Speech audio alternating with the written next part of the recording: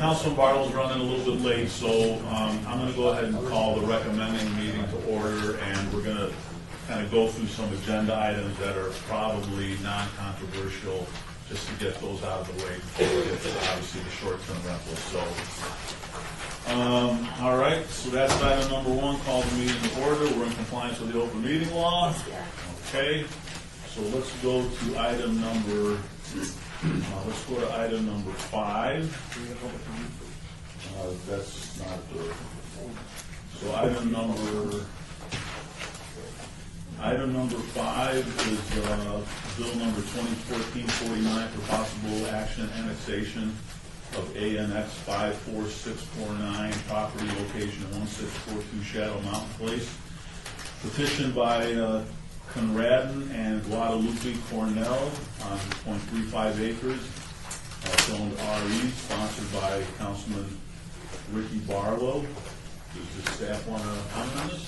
Yes, committee members, Deputy City Attorney, this is a single parcel annexation request by the property owner. Everything is in order. Okay, anybody from the public want to comment on this? I'll close the public comment. I move for approval. Okay, there's a motion to approve. All those in favor? Aye. Aye. Opposed? Motion carries. That's item number 5. Let's go to item number 6, bill number 2014-50 for possible action annexation. ANX 54655, property location at 5705 North Rainbow Boulevard, petitioned by CCOB Family Trust, 1.13 acres, zoned RE, sponsored by Councilman Steve Ross. Yes, committee members, here another single parcel annexation request by the property owner. Everything is in order with approval. Okay, anybody from the comment, anybody from the public wishing to comment on this item? Seeing none, I'll close public comment. I move for approval of item 6. Okay, we have a motion to approve item 6. All those in favor? Aye. Opposed? Motion carries. Item number 7 for possible, bill number 2014-51 for possible action amends the Unified Development Code to update provisions regarding the regional multiple species habitat conservation plan consistent with corresponding updates undertaken by other Southern Nevada local governments, proposed by Director of Planning, Flint Fag. All yours.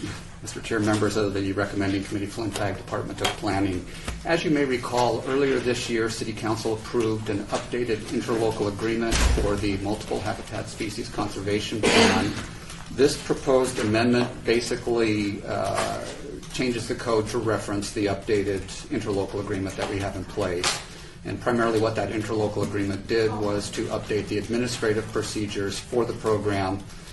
There are not any substantial changes to the program itself, and so that we would request your approval of this item. Okay, public comment. Anybody from the public wishing to be heard on this item? Seeing none, I'll close public comment. I move for approval, Mr. Chair. We have a motion to approve item number 7. All those in favor? Aye.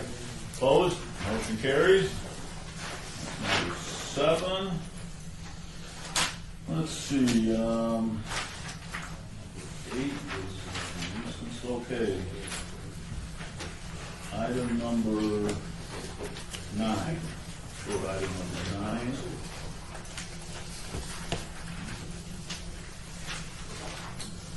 Okay, item number 9, bill number 2014-53 for possible action establishes licensing regulations for mobile car wash auto retail businesses.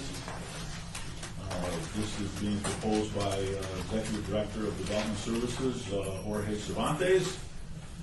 And I know Jorge is here somewhere. What's that? Okay. Oh, Karen's going to handle it? Okay, go ahead. Thank you, Mr. Chairman. For the record, Karen Duddleston, Business Licensing. If I might address item number 9 and item number 10.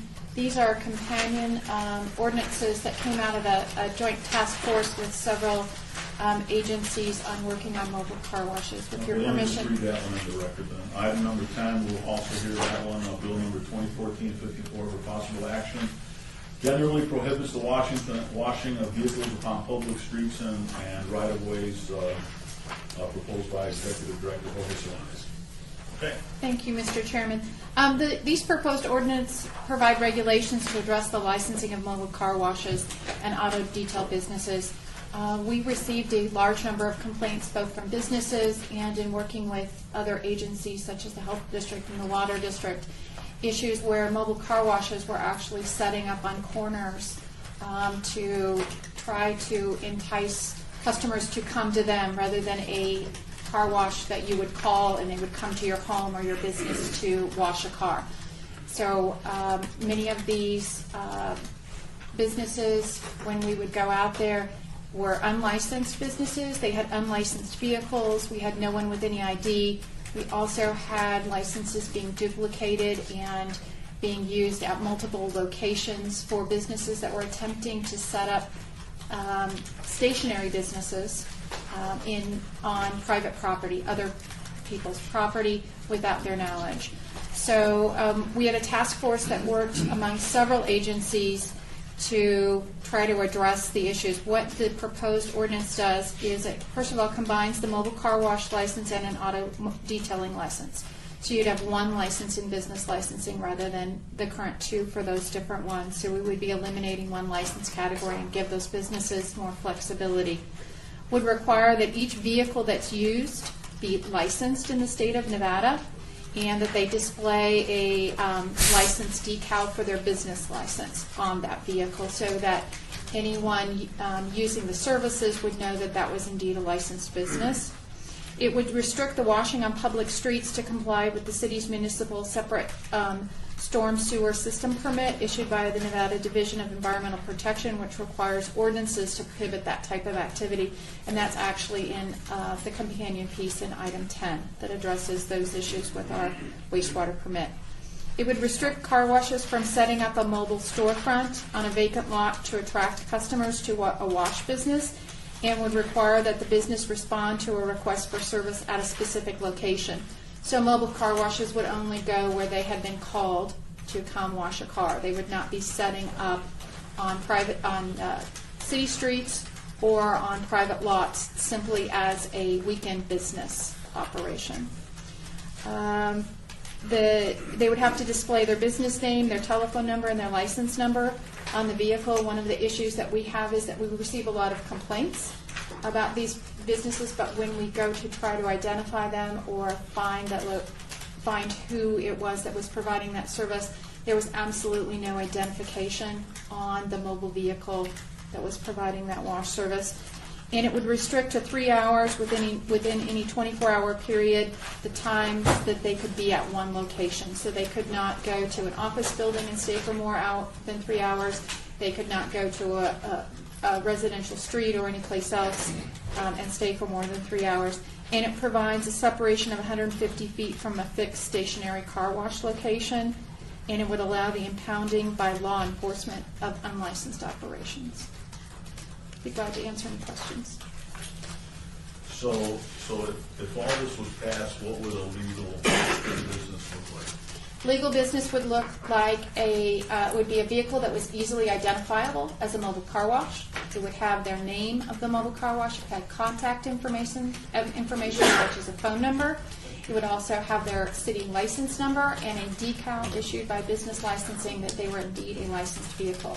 Those vehicles would have state of Nevada registered license plates on them, not out-of-state license plates or a trailer that's being pulled with no license plates on it. And it would not be located on a vacant lot for an entire weekend. So It would be mobile. How would they operate then? So I would, if I wanted my car washed or my company's cars washed, I would call them and They would come to either your residence or they would come to your place of business if you had the business owner's permission for them to wash your car in their parking lot, which a lot of businesses do allow their employees to have someone come do a detail in their parking lot. They would be there for less than 3 hours, and then they would indeed be mobile and move to another location where they had a contract or a call for their services at that location. So they couldn't do it in the street? Could not do it in the street. It has to be done on private property? Correct.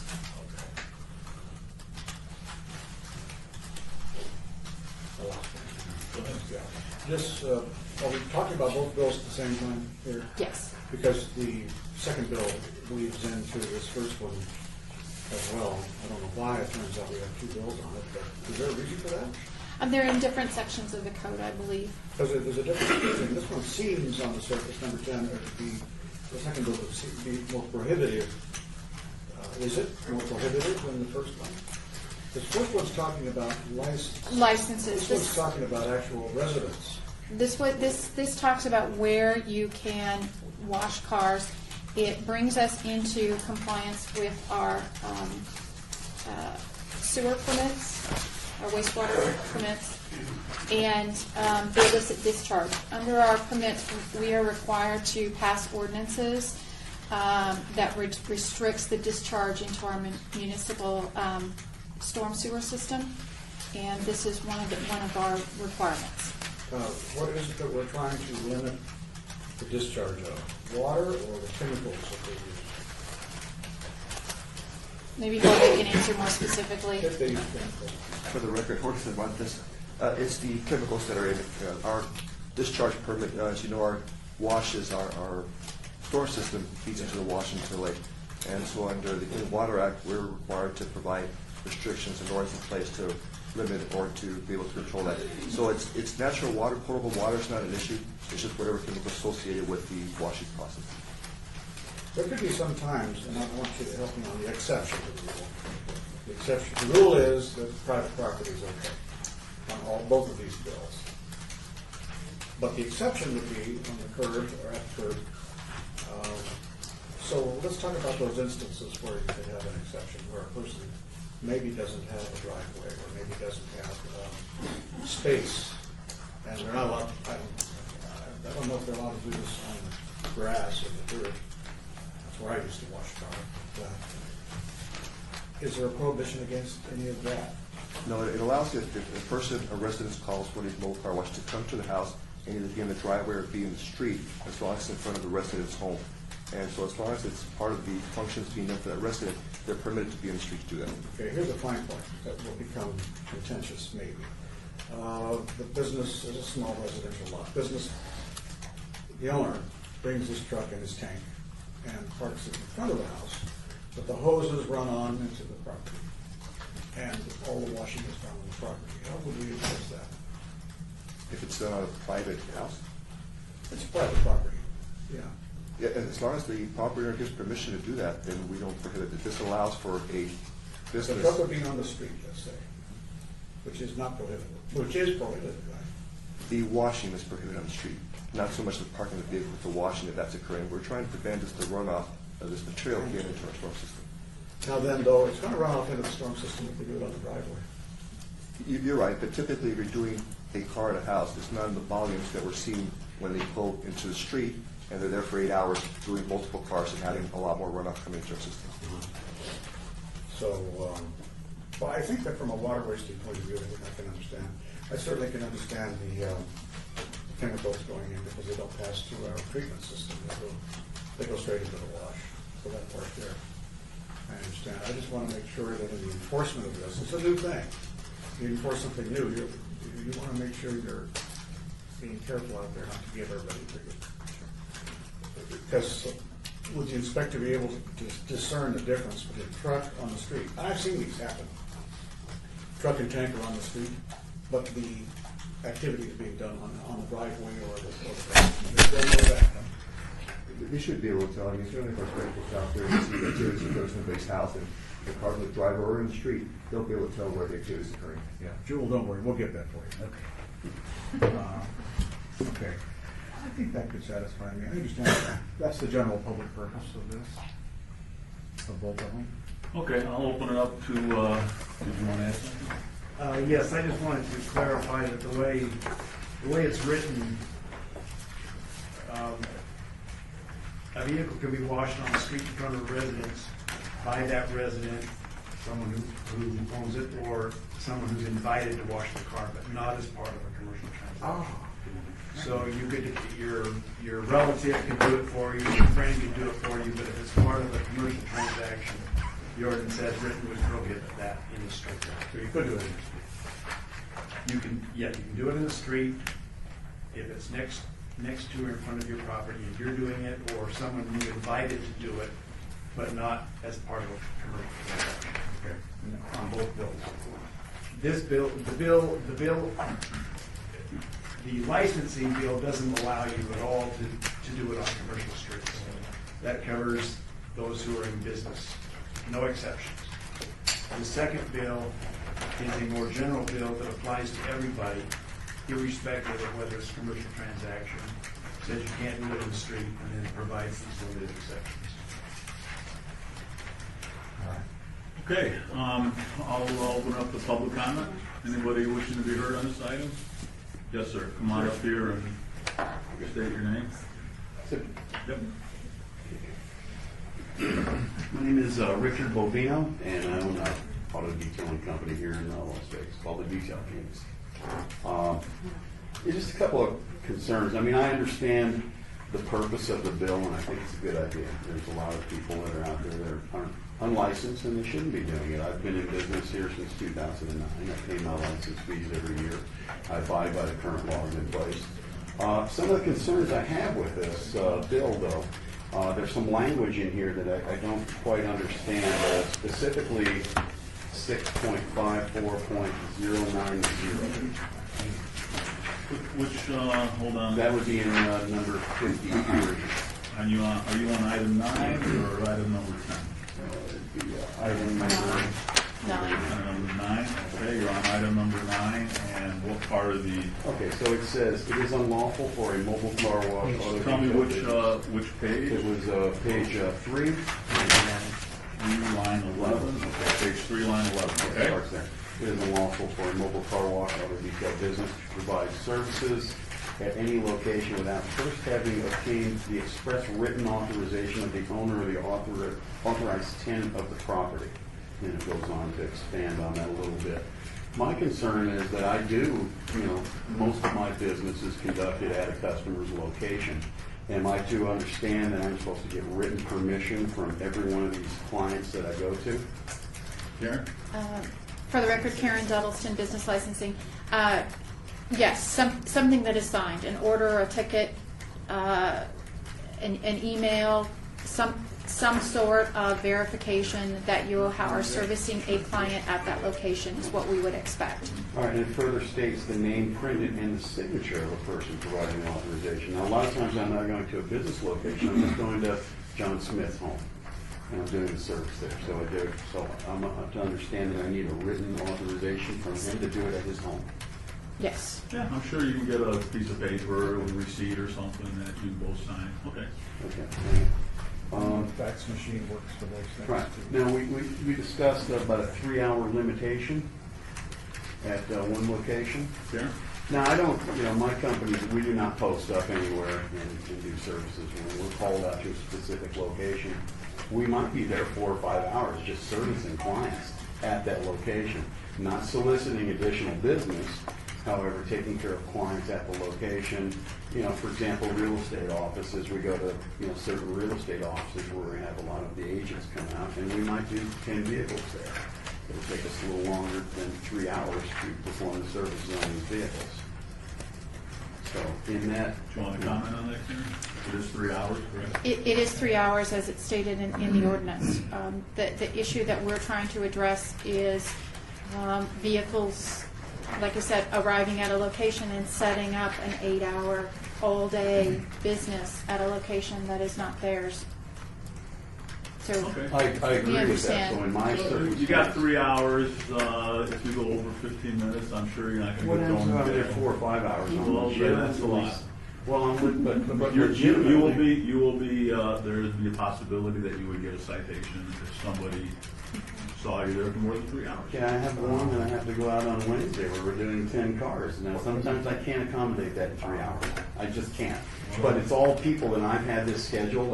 They're my regular clients that I do once a How month. did you come up with the So- 3 hours? For the record, Karen Duddleston, we worked with several different businesses. We have had a lot of complaints. We know from dealing with our property owners what their concerns are and how long it takes to wash a vehicle on average. realizing that often these folks go out and they do multiple vehicles. It's that they would have to leave and then come back if they had more vehicles to do at that location, make sure that they had permission. What we're trying to avoid is, as I said, the business that just pulls into a parking lot and so I sets have up for the day. Well, go ahead and finish with do you have any other comments or On this particular issue that we're talking about? for anything? Well, I was looking at I mean, I agree with the licensing. I noticed there's quite a considerable increase in license fees. I'm not too excited about it. I've been paying my fees, and I understand a lot of what you're trying to do is to get additional revenue by these unlicensed businesses that come in. I understand that, but the reality of the situation is they're just going to go somewhere else outside the city, and they're still not going to continue to pay license fees. However, my fees for my company is going to go up 3-4-fold. So, Anything else? other than just what we're talking about in the 3-hour portion, is there some kind of language that can be put in there with an exception that says if I'm going to service a client that has announced to me that they're going to have a certain number of vehicles and I know it's going to take longer, is there some sort of language that can be, added to the proposed ordinance? When you're done with your public comment and everybody else's, we'll see if anybody up here wants to take that into consideration. I have a thought, Mr. Chair. Let me just have you finish with that. And I have one more thing on the, we're talking about washing on the street because you're concerned about the stormwater. Okay. Now, there is a difference between an auto detailer and the guy with a rag and a bucket. Okay. And as a professional auto detailer, we've been trying to stay with technology, and we're trying to we're doing what's called smart washes now because we understand the concern with water. I mean, I don't get my water out of a faucet. I purchase my water. It has to be RO filtered, and so water is a great concern to me. So what we're doing now is we're trying to do what's called smart washes because we have vehicles that we maintain on a regular basis that are not filthy and they don't require a large amount of water. Now, smart wash would use basically a 5-gallon bucket of water, and that's it. So the impact that it's going to have on the storm drains is negligible. We're not going to, and it's performed in a manner where, it'll evaporate before anything gets into the drains. So when we're discussing the issues about doing it on the street, your main concern was doing it on the street because we didn't want that water going into the storm drains. Am I correct to understand that? Okay, so if I'm doing a smart wash and I have zero impact, how is that, Okay, I'm sure we'll address that. I just want you to get all your comments Okay. out first. I think I Are you pretty done? much got it, yeah. Okay, very good, Okay. thank you. Well, thank you. I appreciate you guys hearing me. Anybody else wishing to be heard on this item? Okay, I'll close the public comment. Councilman I Walker? was thinking of a way around that limitation, because I can understand, you go to a new car dealer, or you go to a used car dealer, or you go to a business with a lot of people in it, and you will be there for a long time. You kind of hope you are. That's how you make your money. What if we did not have an hourly limitation, but we had a limitation, Karen, that said that you cannot solicit business in any way from people who are not your clients, who are not, in essence, the reason you are there. You can't then hang a sign up. You can't solicit, which broadly would cover saying public car wash or car wash, getting people to come in that weren't there. In that kind of a case, you're essentially just still servicing the person who you're supposed to be servicing.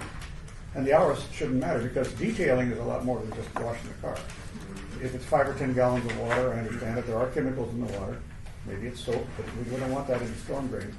The thing is the detailing takes time. The wax, the vacuum, the all that stuff inside, which is maybe where the money is. I'm just guessing. If we didn't have a limitation on hours, would we simply be able to control that by saying no solicitation of business off-site?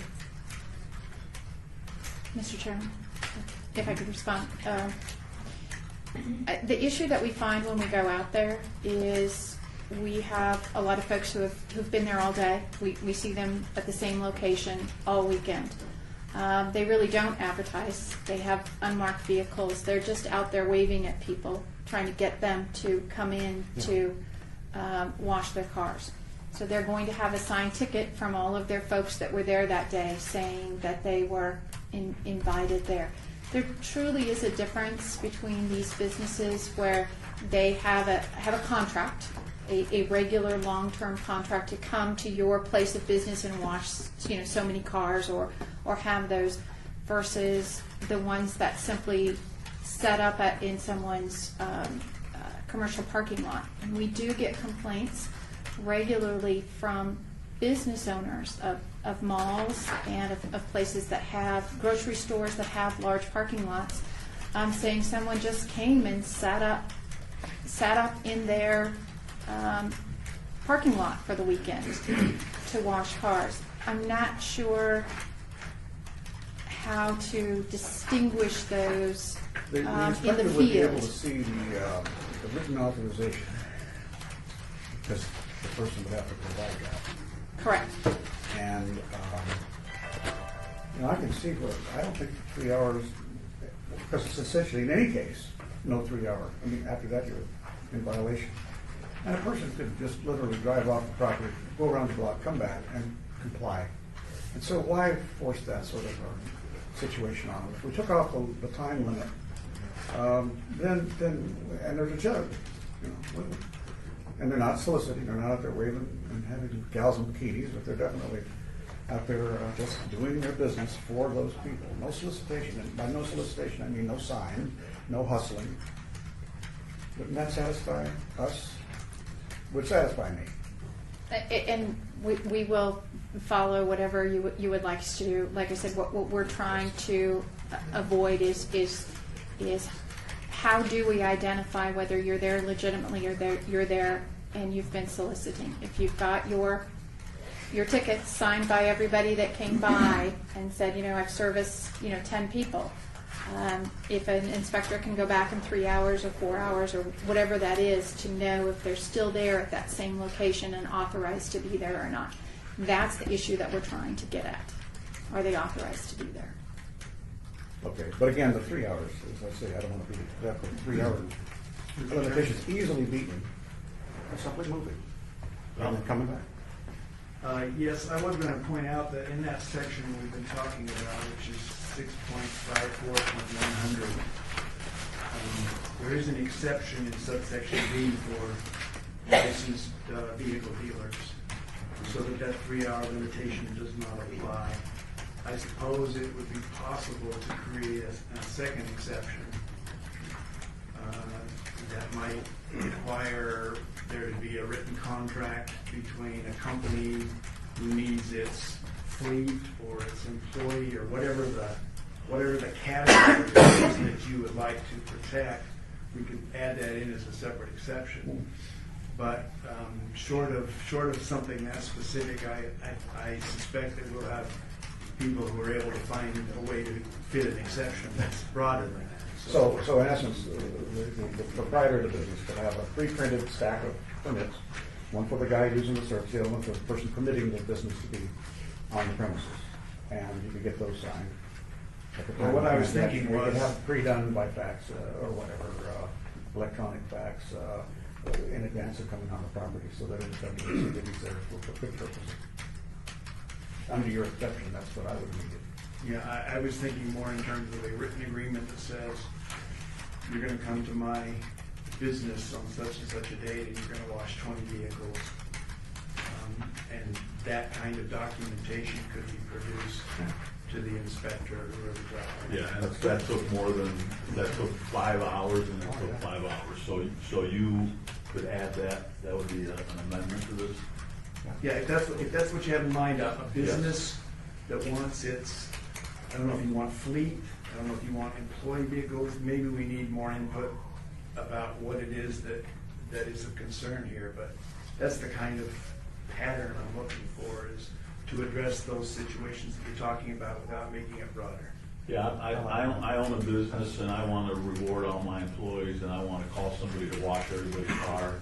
It's going to take 5 hours to do it because there's 20 cars.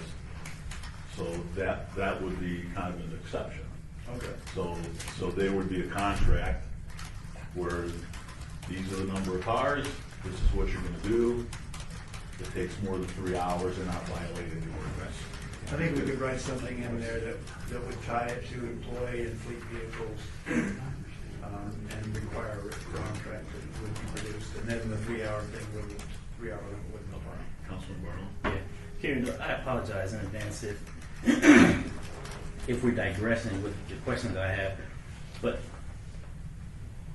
we're talking about business licensing, the city of Las Vegas, going and now regulating what's taking place on private property, correct?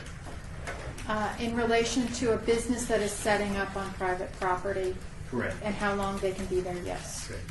Why are we doing that? Because of the complaints that we have received about From whom? mobile car washes. From whom? We receive, Well, I'm not saying specifically, but I'm saying, is it from the public? Is it from the private property owner? it is both. We receive regular complaints about mobile car washes that are setting up on corners, Right. on And- vacant and I'm- lots. And I know a big portion of those complaints come from myself in regards to city streets. But I'm saying as far as the private properties, are they coming from the private ownership of those properties? Yes, we have complaints from strip malls, for lack of a better term, from grocery stores, from a variety of places where either when they're not open or when they are open, they will call because there is an unlicensed business operating in their parking That's lot. exactly what I assumed, but I wanted you to Yes. verify that. So having said that, at what point do we as a city start regulating what's taking place on private property? When they are an unlicensed business doing commerce, they need a business license. So why isn't the onus on the private property owner to regulate what's taking place on their property? To get that business off of their parking lot or out of their parking lot, it is. Our call is to go down there because they are unlicensed. Okay. So we arrive and they are, not only often are they unlicensed, but they will be pulling trailers that don't even have license plates on them. We Okay, so see let me on stop you- holiday so let me- weekends. So let me stop you there, because I'm just really trying to get my questions out, and I apologize for being late. But is that not the responsibility of law enforcement, Metro, when it comes to license plates and individuals who are on, for example, my property, who need to be violated in relation to 86th for Yeah. being there unlawfully? Yes, and by the time, unfortunately, we can get someone to respond to that, that unit has moved on. What we find is they move from corner to corner to corner. They're out on weekends. They have individuals running them with no ID. If we do get one in to get licensed, we have in the field found that those licenses have been copied, and they're in a variety of vehicles, so no one knows how many vehicles any of these places, or if they are even related. Right. That's the issues that we're trying to Right, address. and I get that. I agree with the concept of individuals conducting business in the city of Las Vegas without a business license. And so for that, the city of Las Vegas should be engaged in that matter.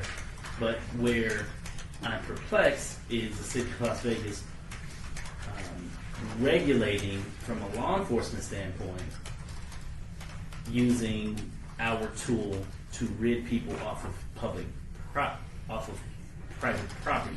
That's where the issue lies for me.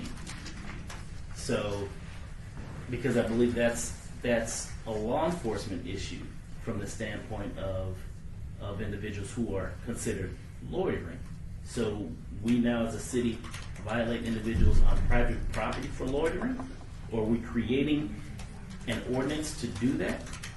We are creating an ordinance to stop unlicensed businesses from operating where they don't have permission to be. Okay, I agree with that. But we're not removing them from private property, right? No, we are not in this ordinance. If you were a stationary car wash, a lot of these folks, what we find is they're there day after day after day. They're there 8 hours a day, 5 days a week, they would need land use approvals to be operating that business at that location. What we find is that when we contact the property owner does not even know that someone is operating a business at that location. That's just bad property management. And those lots are not fenced, and when those businesses are closed. So what we're aiming at is trying to identify mobile car washes, to get them licensed so that both the city knows who is operating within its jurisdiction commercial operations, that the public knows that they are indeed getting services from a licensed operation, so that there is some accountability for at least contact. Some of the complaints we receive, we have to turn over to Metro. They are things that have been stolen out of these cars. The stories of what happens when you just pull up onto a vacant lot or pull up on a Saturday. We have streets that we have pictures of where these cars just line up on the Yeah. public streets Yeah. to try to entice people to come over. Rancho's. It is. Right. And the majority of them are unlicensed, and they're just out there for the weekend. We call it the weekend hustle, but you need to be licensed. Yes. So as long as my questions are answered in a way that I'm comfortable with, and that is specifically that we're not creating an ordinance where we become the police force for private property.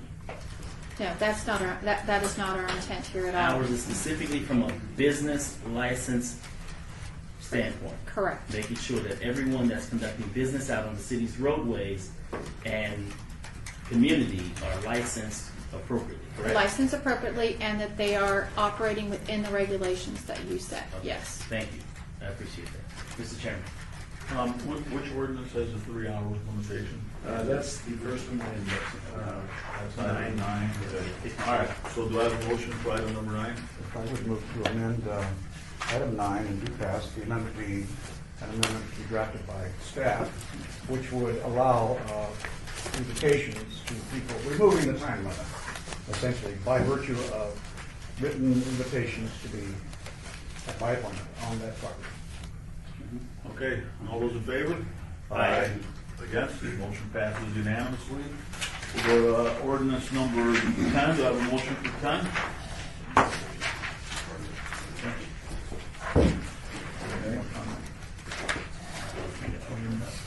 I would open them up both. So. There is a public purpose to this, for sure. Public policy, water going down our gutters, then into the storm drains. So a lot of people don't realize it's not treated then by us. It goes straight to the Las Vegas wash. So there is a reason, chemicals in the water, even though the water might be RO. Definitely, the RO is not the effect we're trying to get here from protecting the environment. So I think without exception, I can support this bill, Mr. Chair, unless you know an amendment. Question. Get them all? Okay, go ahead. Does this also represent residential streets for residents who are washing their vehicle in front of their home? No, it wouldn't be a I private. believe there's an exception. A private person would accept it, right?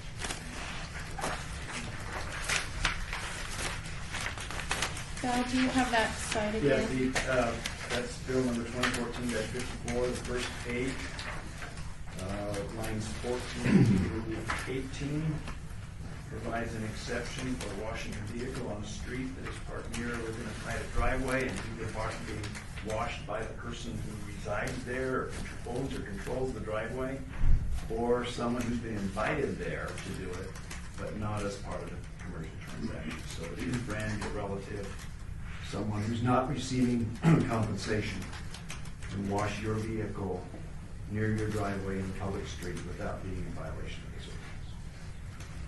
But they must be licensed if in fact they are from a detail company. Right, out of the other ordinance. Out of the other ordinance, but not this. Okay. And they also, if they park their trucking tank on the street, but they don't wash it, they take the hose, or they have a lawn hose, and they do it on the driveway or the private property, then that's okay too. Okay. So, And Mr. Chairman, whichever one of you is still chairman, I wanted to point out also that same second ordinance lines 19 through 22, and this may address one of the concerns that was mentioned here. The term wash requires either spray or water flow. So if you have, and I don't know where the cutoff would be, but if you're using a bucket to detail a car and you're not dumping that onto the street, this ordinance doesn't prohibit it. The idea is that you're creating enough spray or flow where the dirt and the grime and the soap are going off the vehicle into the gutter. If you are cleaning a car, in a bucket, so to speak, and you recoup all that in your bucket, and it doesn't fall in the street, then this ordinance doesn't prohibit that. Okay. There's no more comments, do I have a motion? No for approval. Okay, a motion for approval, all those in favor? Aye. Aye, motion carried unanimously, okay, it's all yours, we're back on number 3. And they can do the wash on the land and come out and speak for the detail.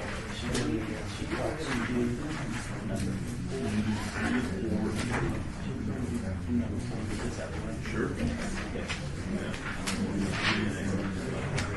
Okay, ladies and gentlemen, thank you all so very much for your patience. We are going to take one other item out of order, and that will be number 4, which is abeyance item number 2014-47 for possible action amends the Unified Development Code to remove the conditional use regulations for the use of animal keeping and husbandry. The restriction that horses may not be kept south of Cheyenne Avenue, sponsored by Councilman Bob Coffin and Councilwoman Lois Tarkanian. At this time, I will open it up to staff. Well, in fact, Department of Planning, I'll apologize, I wasn't at your last recommending committee where you held this item in abeyance, but just for general information and knowledge, approximately 2 years ago, we made a change to our animal keeping and husbandry regulations to require that any horses south of Cheyenne Avenue on property that had the appropriate size required a special use permit. As our area is growing increasingly urban, we felt that that was an appropriate thing to do. One of the things to understand with that change in the requirement is that anyone who currently had horses at that point in time could continue to do that and could maintain that operation. However, we had a request from council to go back to what the previous regulation was, and so the ordinance that you have in front of you would basically go back to what was prior to 2012.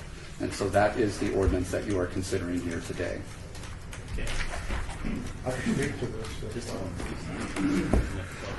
at this time, I would like to open this item up for public comment. If there's anyone from the public wishing to speak on this item, please come forward and state your name for the record. Seeing none, public comment is closed. Council. Thank you. Councilwoman Tarkanian asked me to speak on behalf of the bill as well for her interest. I passed out a map which, of course, anybody from the public who wishes or press wants to see the map. It shows the impact on the properties south of Cheyenne, which were taken out of place. Everything in green, and there's 2,000 properties essentially affected by this. What happened is this was part of a much larger bill about 2 years ago, and it slipped through without really any testimony, this part, or any kind of examination of the impact. There's an awful lot of horsey country still in the city south of Cheyenne. And what's happened is now, in order to keep your horses, you can keep them, but if you sell the property, now the new owner is going to have to get a special use permit subject to all of the perils of that, and that means that, in essence, you've devalued their property considerably. So it is a matter of concern to a lot of people, and Councilwoman Tarkanian has more of it than I do. But in essence, we have, as you can see, on the east there down toward Nellis, you see most of it's there. And these are not wealthy people. There are people with large lots who have been there a long time, and predating all the subdivisions, generally speaking. On the west side of the freeway, you have, probably 1,500, 1,600 of these parcels that are mostly in Councilwoman Tarkanian's ward, and some I think in Mr. Beer's ward. And so you see, they then have been prohibited now under this new, and some in your ward too. Yeah. I look at that, I think that looks like Comstock, it looks like a nice area there. Yeah. So in essence, it's just a cleanup bill to try to address a problem that was created in unforeseen circumstance in the original bill. And I urge your support of this bill. Mr. Fack, if you were please, because I believe Mr. Rankin was here the last time we heard this item. The question that I had, just so that I'm clear, because I have a number of I have a number of properties in my areas, specifically in the downtown area, that have 1 to 2 acre lots. And although some of them don't currently have horses, they do have the ability to sell their property as horse property. And then I have a number of parcels that currently have a horse or two still on that acre to 2 acre site, specifically around the Bonanza and Martin Luther King corridor, as far as Bonanza Village. Just so that I'm clear in relation to this ordinance, if in fact a resident were to sell their property, the resident that purchased the property would have to gain a special use permit in order to bring their horses to this particular site. I'm going to need some clarification. If there are horses existing on the property today, Yes. the answer is no, you don't need to get a special use permit. Okay. As long as you're maintaining that use, you can continue to do so. Okay. So that's fine. You can go ahead and sell that, and the new person can have horses. It's only if you have not had horses historically on the property and you otherwise qualify to have horses that you would have to apply for a special use permit to make sure that you're not impacting adjacent parcels. And this may be a question for legal in relation to down zoning. Although I don't use my property for horse, but I purchase it with that, with the ability to have horses. Do I not now, am I no longer allowed to sell the property as horse? Let me clarify one thing. There seems to be a misunderstanding that there's such a thing as horse property, that there's horse zone property. There is no such thing as that. Okay, No more than clarify there's that. goat zone property or cow zone property. So let's just be clear with that right off the top. Okay. You have an ability under the city's zoning regulations to have horses or goats or chickens or pigs, depending on where you're located and the size of your property and other things. Okay. So if you don't have goats currently and you wanted to have them in the future, you'd be subject to the zoning regulations. You have no right to do that unless you meet the zoning requirements. Same thing with horses. So you're not taking away a right if you don't currently have horses on your property. You're not taking away your right to goats if you don't currently have goats on the property. It's only if you're exercising that you can continue to do so. Okay. Second question. Thank you for that clarification. And your chest kind of like puffed out when I asked you that question. Sorry, I've had to explain that quite a number of times, and seem frustrated, so I have I to seem a little explain it again. frustrated, yes. Pigs Okay. per acre, Okay. Well, let me frustrate you with this next question. Okay. Why the demarcation of Cheyenne? Again, the city is developing. We've gotten more dense. We've added quite a bit of population. Cheyenne is kind of the natural breaking area between our Centennial Hill sector and our southwest sector. And that's kind of the demarcation between where we go from what is urban to what has been rural. And there are still a lot of rural properties there. So it follows the sector lines in the city's general plan. Okay, great. All right. Any further questions? You good? For we have nobody else to speak, probably. Can you open public comment up again? For what? I already opened it and closed it. Well, I kind of threw a curveball, sir. Come on now. I can only do that because he's a former counselor. The councilman knows a curveball when he's seen it. He He can't knows hit it. curveball. He can't hit it. But Yeah. he knows one when he sees Not anymore it. lately. I'm going to open public comment back up. Just a quick question, Councilman. And I'm only, for the record, I'm only doing it. No, I'm just kidding. Careful. Please. Appreciate Michael McDonald, Yes, sir. Chairman of, one of the President of the Palomino Association. We have horses that come from time to time. Not in North Las Vegas, Councilman. Okay. Rancho Acre Estates. We have horses that come and go from time to time, and this will be directed to you, through you, Councilman, to the commission, to the chairman. If we have horses that come and go from our properties time to time, they're acre estates, Correct. Rancho and Alta. Would that apply? They're on there a couple months of the year, then they go out, they take them out of state, or they ride out of state, they bring them back. Would that apply? To a special use permit? Right. To my understanding, and the director of planning would confirm this, that would not apply, being that they are being used on the site. Only clarification. Okay. Appreciate your benevolence and opening it back up there. You're welcome. Anyone else wishing to speak under public comment? Seeing none, public comment is closed, and that was accurate, correct? Okay, just want to make sure. I don't want to frustrate my director. Mr. Chair, Yes, sir. I move for approval of item 4. All right, all in favor? Aye. Aye, so moved. Thank you so very much. Thank you very much for your Okay, we're now moving back to an advance item, which is bill number 2414-39 for possible action, establishes licensing requirements and regulations, as well as updated zoning regulations pertaining to short-term residential rentals. This is sponsored by Councilwoman Lois Tarkanian. And Council, can I also open up 8, please? And I'll also like to take the liberty to open up bill number 2014-52 for possible action amends the city's nuisance regulations to include unruly gatherings as a public nuisance, and this is also sponsored by Councilwoman Lois Tarkanian. At this time, I'll open it up for staff before we open it up for public comment. Mr. Chairman, members of the committee, I'll try not to be frustrated this time. Let me just give you some additional information that was not presented by staff at the last recommending committee meeting, and perhaps will give you some basis for what you have before you today relative to the proposed ordinance.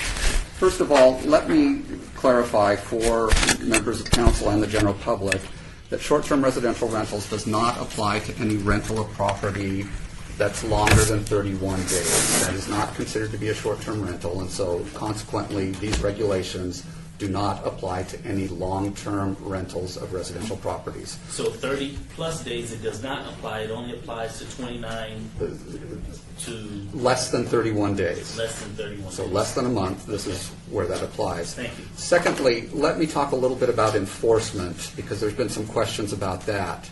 Currently, under our existing ordinance, we have 3 different agencies that enforce the ordinance.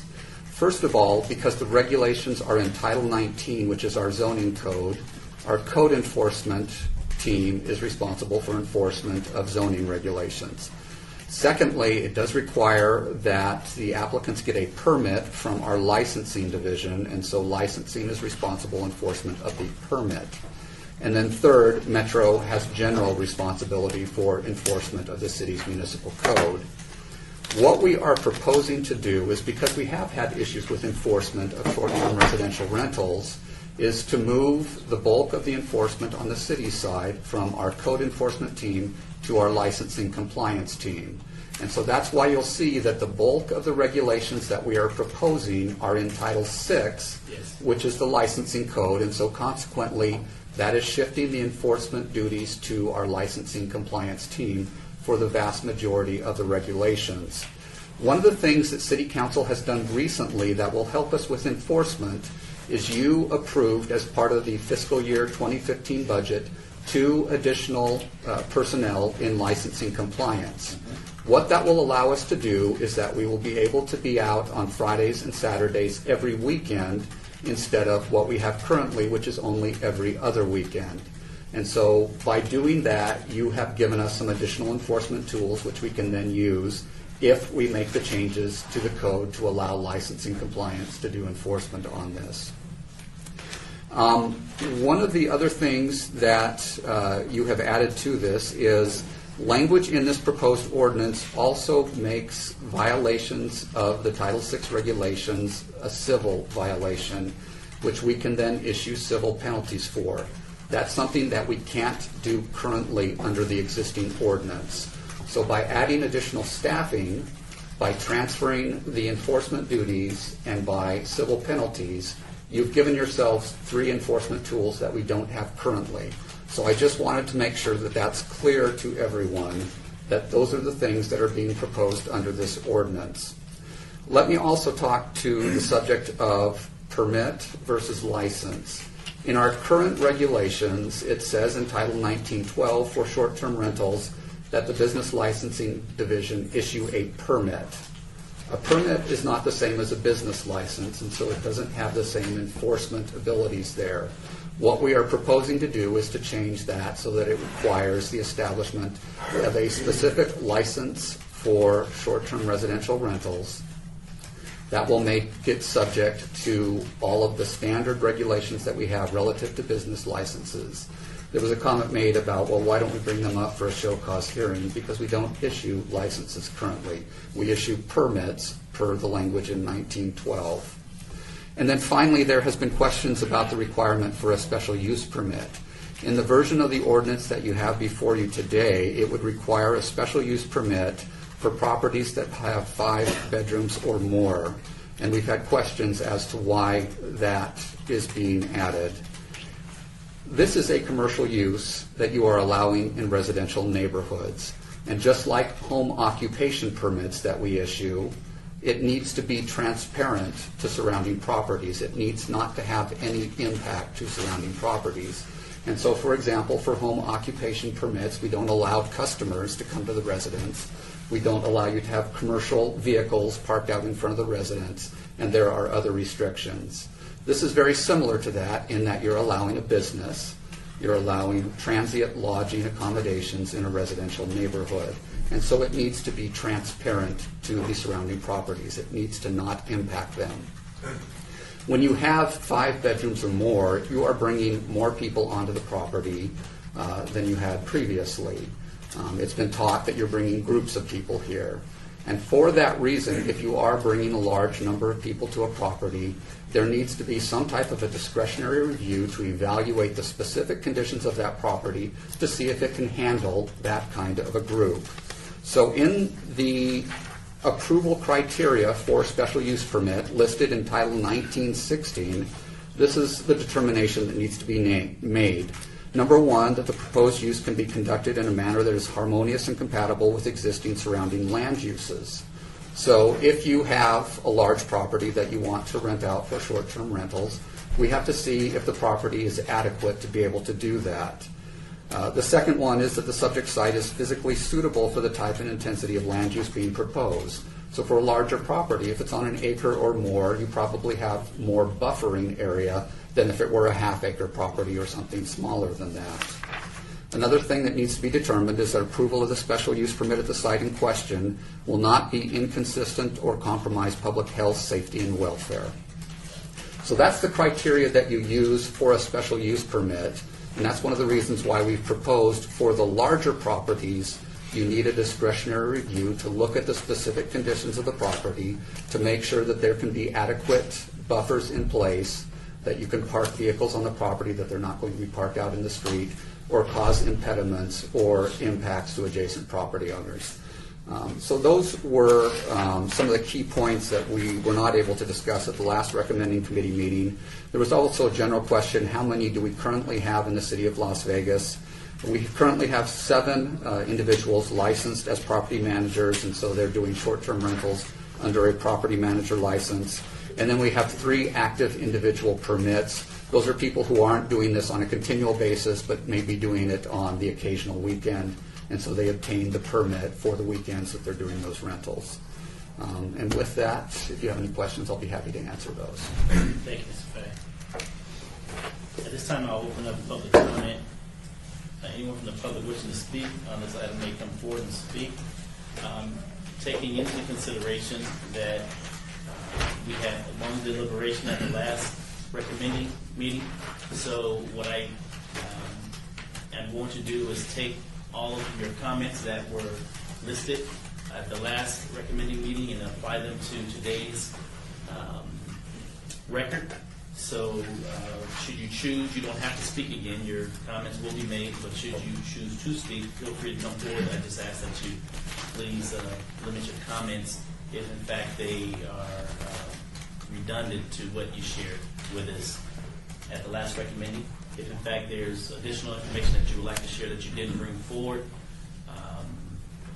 feel free to bring that back forward as well. Are you trying to get my attention? Yes, I was, thank you, Mr. Chairman.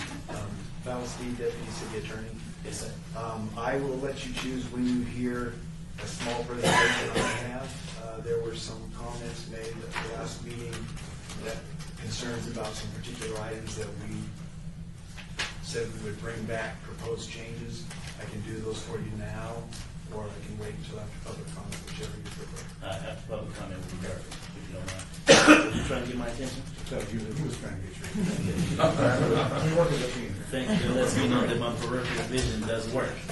Okay, so at this time, public comment is open. I'll be glad to hear from you. I noticed that this gentleman has been sitting there through a number of items today, and you haven't said anything, so I'm going to ask, is there something that you would like to share as it relates to this specific item, sir? You bet. And if so, please state your name for the record, and we'll be glad to hear from you. My name is Jewel Dixon. I live at 612 Campbell Drive. I live next door to the famous party house that belongs to the Bartons that live up on San Juan Island. And they had one out in Henderson, too, and I've got a little piece I'd like to read about that. But first of all, I would like to make this short presentation from Bob Rubin, who lives across the street from the party house. And here's some handouts concerning what I'm going to talk about here. Bob says it would be redundant to enumerate all the problems crested by the short-term rentals across the street from my home. These things are recited to the city official at least 3 to 4 meetings where this law was addressed. It is impossible that after all the time a complete ban on short-term rentals has not been instituted. I say this because as each previous session, the majority of city officials presiding agreed that they would not want a short-term rental near their home and that they proposed laws could not be enforced. A ban on short-term rentals would eliminate the residences owned by law-abiding property owners who could then put their places in the market at regular prices. And then on the back of the notice it says, the remaining properties being illegally rented out as party houses would be more obvious and much easier to close down. A huge fine would be helpful. The city tax base would increase since the visitors to our city would stay in hotels and motels, eat in the restaurants, and drink in the bars and clubs. For those locals who have been renting a short-term rental for weddings and parties, there are legitimate establishments for such activities. A ban would give us citizens our neighborhood back with neighbors who care, not resulting with what happens in Vegas stays in Vegas frame of mind. That is Bob's comment on it, and Bob has been sick with shingles for about 6 weeks and couldn't come today. Thank you for that. There's a great article in the I read it this morning. RJ here, and it points out all of the problems that we have with short-term rentals, and it points out how Henderson dealt with it. It took them over a year to get the Bartons out of Henderson, and I believe the guy named Johnson, who lived next door to the party house, had to actually get an attorney and sue to get it taken care of. And maybe that's what I'm going to have to do, because we don't seem to be moving very fast in the last 3 years.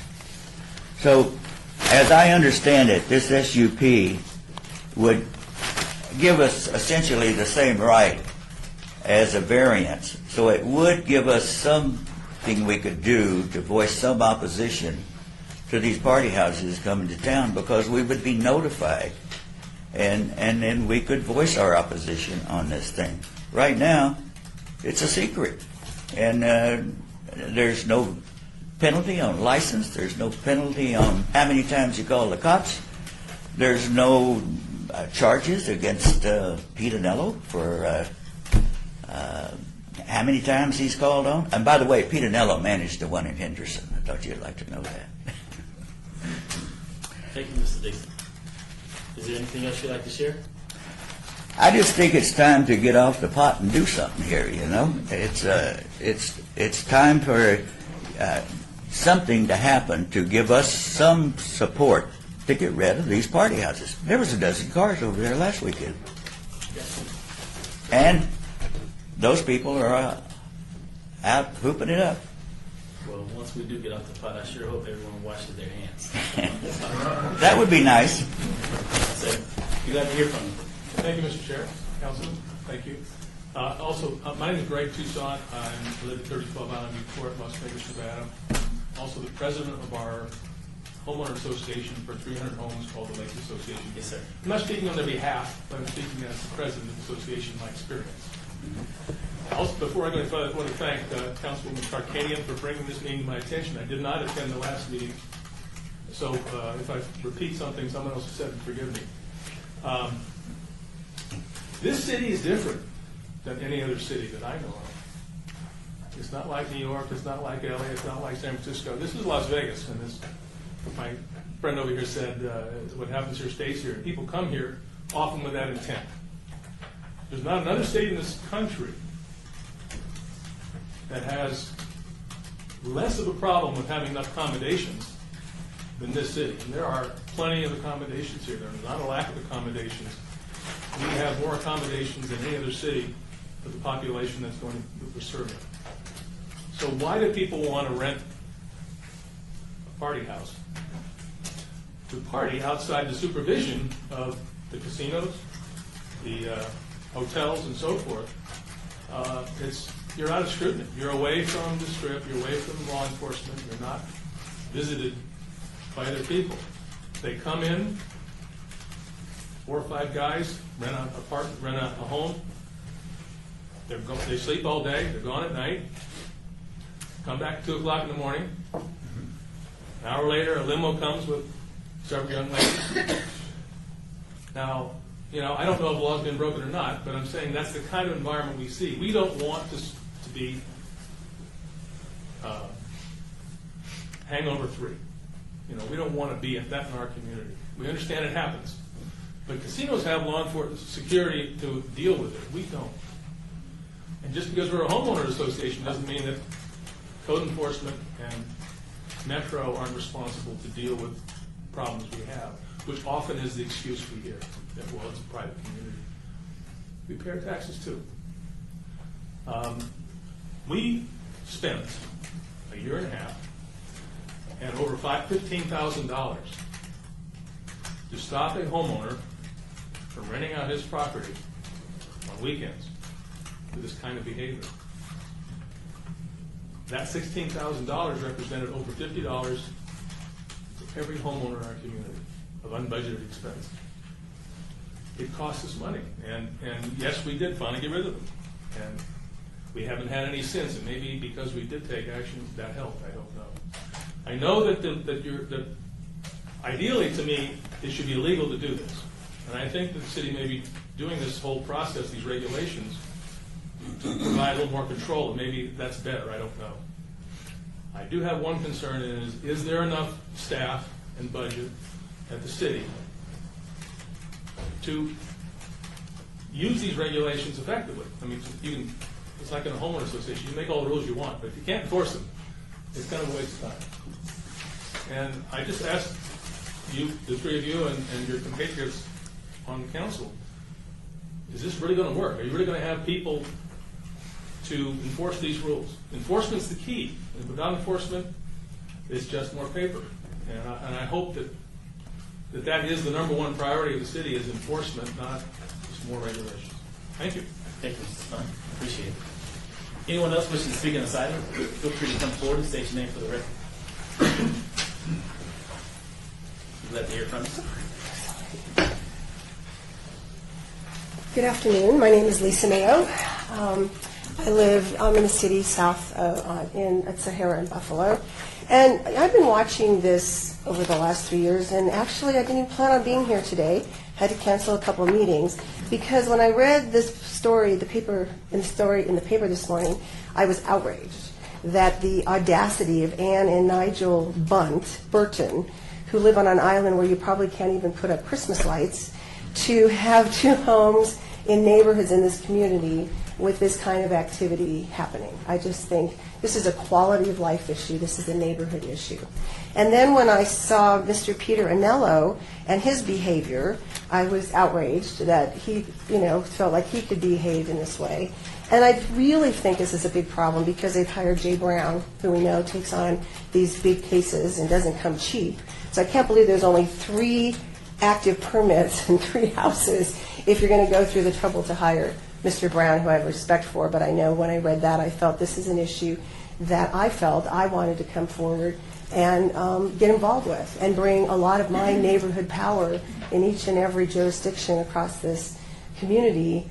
All the moms that I know, thousands of them, that don't want party houses in their neighborhoods. This is ridiculous. I would like to see a ban on these party houses, but I'm being told that even if you ban them, it's difficult to enforce them if they're banned. Now, I don't know. I haven't talked yet to the city of Las Vegas or Clark County, which I will over the next couple of days, and I don't think they have them in Boulder City, party houses, if the ban actually works in just banning them. Because when you've banned them in these other jurisdictions, where's everybody going to come and buy a house to have a party house? I worry about things like my kids going to school, or if you have party houses someplace where kids are walking to school, or even your kids driving to school, and people are leaving these places drunk right in your neighborhood. I worry always about having strangers in a neighborhood. We do all sorts of things to try to keep our neighborhood safe. We have neighborhood watch to keep transient people out of our neighborhood, and now they're being invited in, paying a lot of money, and they're partying in our neighborhoods. So I'm here today to support the strongest legislation, the strongest ordinance that you can put in place to protect our neighborhoods from party houses. I think I've had friends who've had these in their neighborhoods and complained about them 2 or 3 years ago. And like I said, I came here today because I want to get involved.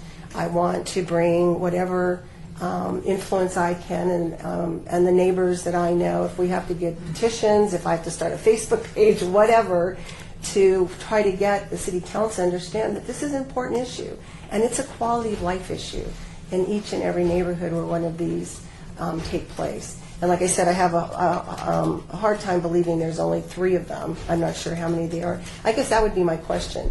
Do we have a map? Do we know where all of these might be located in the city?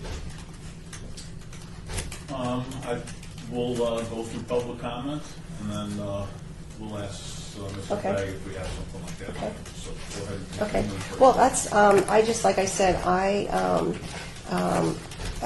will plan on activating my emails and my moms and everything in the city and across the valley to get them to email you or call you, whatever we need to do to get you to understand that this is an important issue. It is our neighborhoods. It is our quality of life. And it's something that I think needs to be taken seriously. Thank you. Yes, sir. Say your name. My name is Michael Rowland. I live in North Las Vegas. I own and manage and/or operate several properties in Las Vegas. Some are long-term rentals. I manage several long-term rentals. I want to emphasize that. And I have recently been switching several of these properties into short-term rentals. Most of the properties have been on a minimum 30-day rental agreement, but I do get requests for shorter terms than that. And it is a business model that I'm expanding. So I'm very concerned about this. And I noticed that there seems to be a space here that the idea that party houses is synonymous with short-term rentals. I object to that, lumping it all together like that. They are not the same thing. The short-term rentals that I have done have been done to law-abiding, upstanding citizens. None of the neighbors complained about them. They have not been party houses. Personally, as an owner, I would not want to rent to somebody that was going to use it as a party house. If I get a call and I get like a group of guys that are like less than 25 years old, I don't care how much money they're going to offer me. I'm not going to take that reservation because they're going to probably destroy my property. That's the most likely scenario. Any owner out there that's renting a party house, I think is taking a tremendous risk. Whatever amount of money they're going to get for the rental, the risk of damage to the property is much greater than the possible reward. There's not a good risk-reward relationship. The economics of the situation dictates that owners don't do party houses. So my experience is that I haven't had any of those situations, and the idea that short-term rentals are looked at as automatically is almost like 100% that it's going to be a party house. I object to that association, to that connotation. That's simply a misrepresentation. Furthermore, another comment I'd like to make is that from the economic side, I have experienced this personally and acutely. I'm very familiar with these type of numbers. And I'll tell you that over 50% of the sales that we've had in Las Vegas have been to investors. In other words, they're renting out their properties. Now, fortunately, in most cases, it's to long-term rentals. But it has flooded the market with long-term rentals. And what has happened is that the rents have dropped. I know that prices have gone up. I know that. We've had a great increase in values in Las Vegas over the last 3 years. That's wonderful. And I hope that continues. But this increase in prices has been supported by investors. 50% of our sales over the last 3 years has been cash buyers. When in an environment where it's been difficult to get mortgages. So that has supported values. That has caused our values to go up. That has benefited all of us. But they have flooded the market with long-term rentals. So what did I do? I got rid of the long-term rentals and I'm switching them over to short-term rentals. Why? Because the rents that I get on short-term rentals is much higher. The quality of the tenants, what a difference that is. The quality, I would say that the average FICO score on my short-term rentals is probably over 700. And on my long-term rentals, I'd be lucky if I got somebody with a FICO score over 600. In other words, that credit profile, and that's how I have to look at it as a property manager, that credit profile represents that on my long-term rentals, I have a 50% chance they're going to default. And that's an unacceptable business model for me to use to continue on with short-term rentals. And then on top of that, the rents have gone down about 15% over the last 3 years on long-term rentals. That's been my experience, and I don't know if those numbers are substantiated by fact, but I've talked to other property managers, and they would probably corroborate what I just said. So there is an economic impact. Now, what I'm saying is if you cut out the short-term rental, and today you say we're going to cut out the 30-day rental, the party house, and you're going to lump all short-term rentals in the same basket and call all short-term rentals party house, and you're going to cut that all out, then what's to say that you don't continue to infringe on these owners' property rights? And that's what it is, a property right, and start infringing it and limit and what they can do with their properties. You're having an economic impact on the property owners. You're having economic impact on the investors who have bought in here. And maybe they're not a short-term rental, but their property values are going to suffer as a consequence, as a collateral damage of legislations and rules and restrictions that you put on it. Now, is the impact of the few, and I should emphasize that in my experience of all the short-term rentals, my guesstimate is that we're talking only maybe, at the most, 10% of the short-term rentals out there are classified as party house. At the most. Personally, my gut feeling is it's probably only 1%. So, I mean, you need to look at that. How many of the properties out there are party houses of the ones that are short-term rentals? And I don't think it's very much.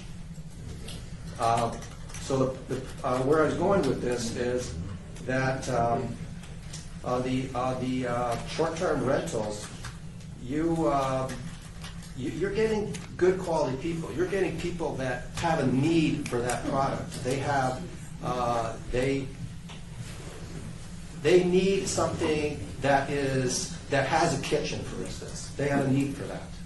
They need a need for something that has a washer and dryer. The audience or the committee? I'm addressing everybody because I think. Please address the committee. Okay, I'm sorry. Thank you. Get that focused. Okay, this is the first time I hear it. I'm not familiar with the protocols. Councilman I Crawford, just- keep you in line. Yeah, you have a right to keep me in line. So I don't know what the protocol is here. And I know I'm rambling a You're little doing bit fine. because my thoughts are a little bit unfocused. I haven't rehearsed this. But what is the main point you want to get across? The main point is that party houses are not synonymous with short-term rentals. Party house is only a small fraction of the short-term rentals out there. There is an economic impact, and there's a real need and demand for them. Thank you. And that's, I guess, the main thing I want to leave you with. You got it. Thanks for listening. And spell your last name for me. R-O-H, R R-O-H-L-A-N-D. L-A-N-D. I'm a licensed real estate agent and a permitted property manager. Is it pronounced Roland? Yes. Okay, great. Thank you, Mr. Ray. All right, thanks. Anyone else wishing to speak? If so, please come forward and state your name for the record. Yes, my name is Karen Sommer, S-O-M-M-E-R. I've been following this for the past year, and I'm very glad of what he said because we were in the same situation. We had long-term rentals. Sometimes we would come to our homes and find that the tenant didn't want to pay the high water bill for the beautiful grass in our backyard, so they didn't water the grass, and it died. Since we have been doing what we call short-term rentals, which is 31 days or more, all the utilities are in our name. We have to maintain the properties to a much higher standard to attract the kind of people that will rent a fully furnished and equipped unit. So we have improved our home, and I know a lot of people were confused about his comments about how can a short-term tenant be better than a long-term tenant, and I will agree with him 100% that has been our experience. They are much higher qualified people. Almost anybody can afford a $650, $750 house, but not a $2,800 house like what we're charging. So we do attract better people. We definitely need to separate out the definition of party houses from short-term rentals, and that's what this ordinance really does. It specifically prohibits parties at these homes. So this is a good ordinance as far as that is concerned. If people have a party at a short-term rental, then they are in violation, and hopefully there will be enough teeth in the ordinance and enough enforcement to enforce that. I do have a few questions about enforcement and the procedure of getting a license. It's going to be very expensive, and comments have been made that there's only 3 licenses. Well, we know that there are a lot more people doing short-term rentals that don't have licenses. So I'm hoping that there will be some enforcement, that if people choose to violate the law, whether it be by parties or being unlicensed, that there will be some enforcement so that we can stay legal. There's a lot more than 3 people doing short-term rentals. One of the other things that I brought up before was the fire code. I hope that something will be done about that because that's going to be very expensive and prohibitive. It doesn't say what the fire department's going to charge for a review, but they're not going to be reviewing this for nothing. Another thing is this is one of the signs that we are supposed to have in the home, well, actually outside so that people can read it. It's conflicting. This is the right page, this is the right information, but it's a 72-point font. Well, this is 72-point font Times New Roman, which is a common font. It's only 3/4 inches. But it also says 1.5 inches, so it conflicts. So that should be corrected. Do you want it to be 1.5 inches, or do you want it to be 72 point? I would eliminate the 72-point font from that because different fonts have different size allocations, apparently, because that's not consistent. The other thing is VRBO is the biggest advertiser for short-term rentals or vacation homes. It stands for Vacation Rentals by Owner. As of this morning, they have 621 within the city and county of Las Vegas, because they don't really make that definition separate. I'd like to just give you a representation of how the other people that are visiting our properties, how they feel. They're kind of unspoken here, and they don't have time to come. Of course, they're out of state. But for an example, here's one that says, Vacation Kingdom, 9 bedrooms, 9 bathrooms, sleeps 28. I won't read it all detail. I'll give you this paper. But it says, awesome. We found this property to be just as described. We loved it, blah, blah, blah. The next one, the best vacation ever. This trip was our 15th wedding anniversary. We took our entire family and friends, and everyone had a great time. You can't do that in a hotel. I know we have a lot of hotel rooms, and that's great, but these people want space for their family. I just have 2 more. Fun in the Sun, 4-bedroom, 2.5 baths. We stayed here for my mom's 60th birthday party and had a great time. The Stylish Vacation Condo, 2-bedroom, 2-bath, sleeps 4. Simply awesome. I've been to Las Vegas many times, and this is by far the best ever. The property was exactly as described. The owner was polite and attentive to every need.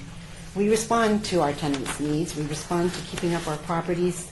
And so, in essence, I support this ordinance, and I do hope that it can be enforced. Thank you, Ms. Summers. Thank you. Okay. Anyone else wishing to speak on this item? If so, please come forward and state your name for the record.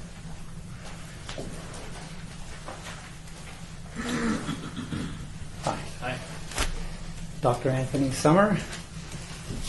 I live in Summerlin, Las Vegas. I am an owner of 17 rental homes in Las Vegas, and I do rent all of my homes for 31 days or more. However, I'm associated with many colleagues who do rent their homes for less than 31 days, and in general run a highly decent, honest, and very well-maintained business that attracts high-quality tenants, such as the ones that Mr. Rowland was talking about. And these examples of these tenants are people who, for example, are visiting a sick elderly mother, and they only have a week or 2 to come and see them while they're here. A person who is under a court order from family court to visit his daughter, for example, for a week at a time, and does not want to stay in a hotel with the pet dog, needs a backyard, needs a home. That's the kind of bonding he as a father would want with his child. And generally, as has been pointed out, the people who can afford these homes for short-term rentals do have a much higher credit score and are higher quality people. They're not the kind of people that attend party houses. And I also want to reiterate that the definition of short-term rentals is not the same as a party house. And when I was sitting at this recommending meeting on October 15, 2013, Councilman Barlow, you may remember, I said that this is one of the greatest examples of a few rotten eggs in the barrel making it creating a terrible situation for all of the honest, decent homeowners who are allowing their homes to be shared by good families from out of state who want to come to Las Vegas, enjoy our city and everything it has to offer. And most of the time, as Mr. Rowland said, probably 99% of the time, the neighbors in these communities don't even know that these families are there for their sick loved ones or for family reunions and so on. So there's and in many ways, and some of these are people who want to buy homes in Las Vegas. They need to spend more time than a weekend. If they're a realtor, they need a month or so at a time. But the key point we made back then was to try and get a solution to the problem rather than to continue with the same issues over and over. And the solution was to separate out those that create unruly gatherings and party houses and target them because they are the core problem. And this new ordinance, I want to commend the city. The new ordinance on unruly gatherings does just that. That is a very different and great achievement after a year of this going back and forward that I think can make a difference here. And I want to commend Councilwoman Perkinian on sponsoring this additional ordinance.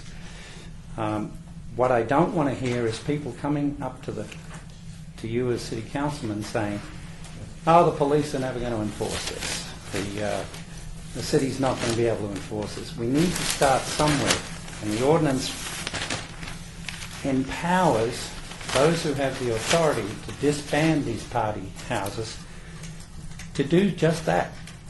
It says that they have the authority to take appropriate action to disband an unruly gathering described in subsection A, and that's critical. And I think that the city can work with law enforcement authorities to make them aware of the situation. And I've been told by people such as face-to-face, such as Larry Burns, who's running for sheriff, that he would definitely support this type of action if he had the empowerment to disband the parties. That's what this new ordinance is going to do. And that's crucial for achieving what we want, which is to eliminate the party houses from our community, but keep the decent families who want to visit Las Vegas and need a 1, 2, 3, or 4 week rental as perfectly appropriate for their family situations. And these in general are high quality people, as I said. So my point is, and again, I really want to stress Mr. Rowland's point, all short-term rentals are not party houses. Those of us who run this type of business are against party houses and support people like Mr. Dixon here in trying to eliminate party houses, but we do not want to eliminate our businesses. Thank you, Mr. Sullivan. Thank you. Thanks. Thank you. Anyone else wishing to speak on this item, so please come forward and state your name for the record. Good morning, gentlemen, Councilman, Chairman. Kevin Child, I'm a realtor in town. I see a lot of problems with this because the state says they can't use it less than 30 days. The county says. I live in a county. I live at 4060 Spitz, and I sell real estate. I work with graffiti. Graffiti, the NAR says graffiti lowers your house anywhere from $10,000 to $15,000. Guess what you look at the party houses, I have 4 in my neighborhood that I'm fighting right now. I get up at 4 o'clock in the morning, I hear motorcycles starting out. I live right off the strip, and it's not fun. I'm going to tell you what, I can have sympathy for some of these home ownerships. When you buy a home, you have quiet enjoyment. You have a bundle of rights. That's not, those people buy in that neighborhood because they want a neighborhood. They don't want a party hood. So this is all I'm going to say is look at this ordinance, and I said, please structure it as you have it with the county and with the states and prohibit these as short-term rentals because it's hurting our neighborhoods. And I work with gangs and graffiti, and I'm going to tell you what, this is just a nightmare. And again, I thank you for hearing this. Thank you. Thank you, Mr. Jones. Anyone else wishing to speak on this item, so please come forward and state your name for the record. Annette Fiala. Annette? Annette Fiala. Okay. I submitted most of my comments last time. I think our immediate goal here is to curtail the party houses. And I also think the way to handle short-term rentals is license them, regulate them, fine them, and then eventually shut them down if they are a party house. Based upon some of the information I heard, I was not aware of the house in Houston that was managed by Peter Anello. I know of there's over 600 plus rental houses listed on VRBO, and less than 18% are 5 bedrooms or more. But Peter Anello has the major share of those, and I think that we're really talking about a very small, it's less than, I would say, 1% of the properties are actually being used as party houses. So again, all short-term rentals are not party houses.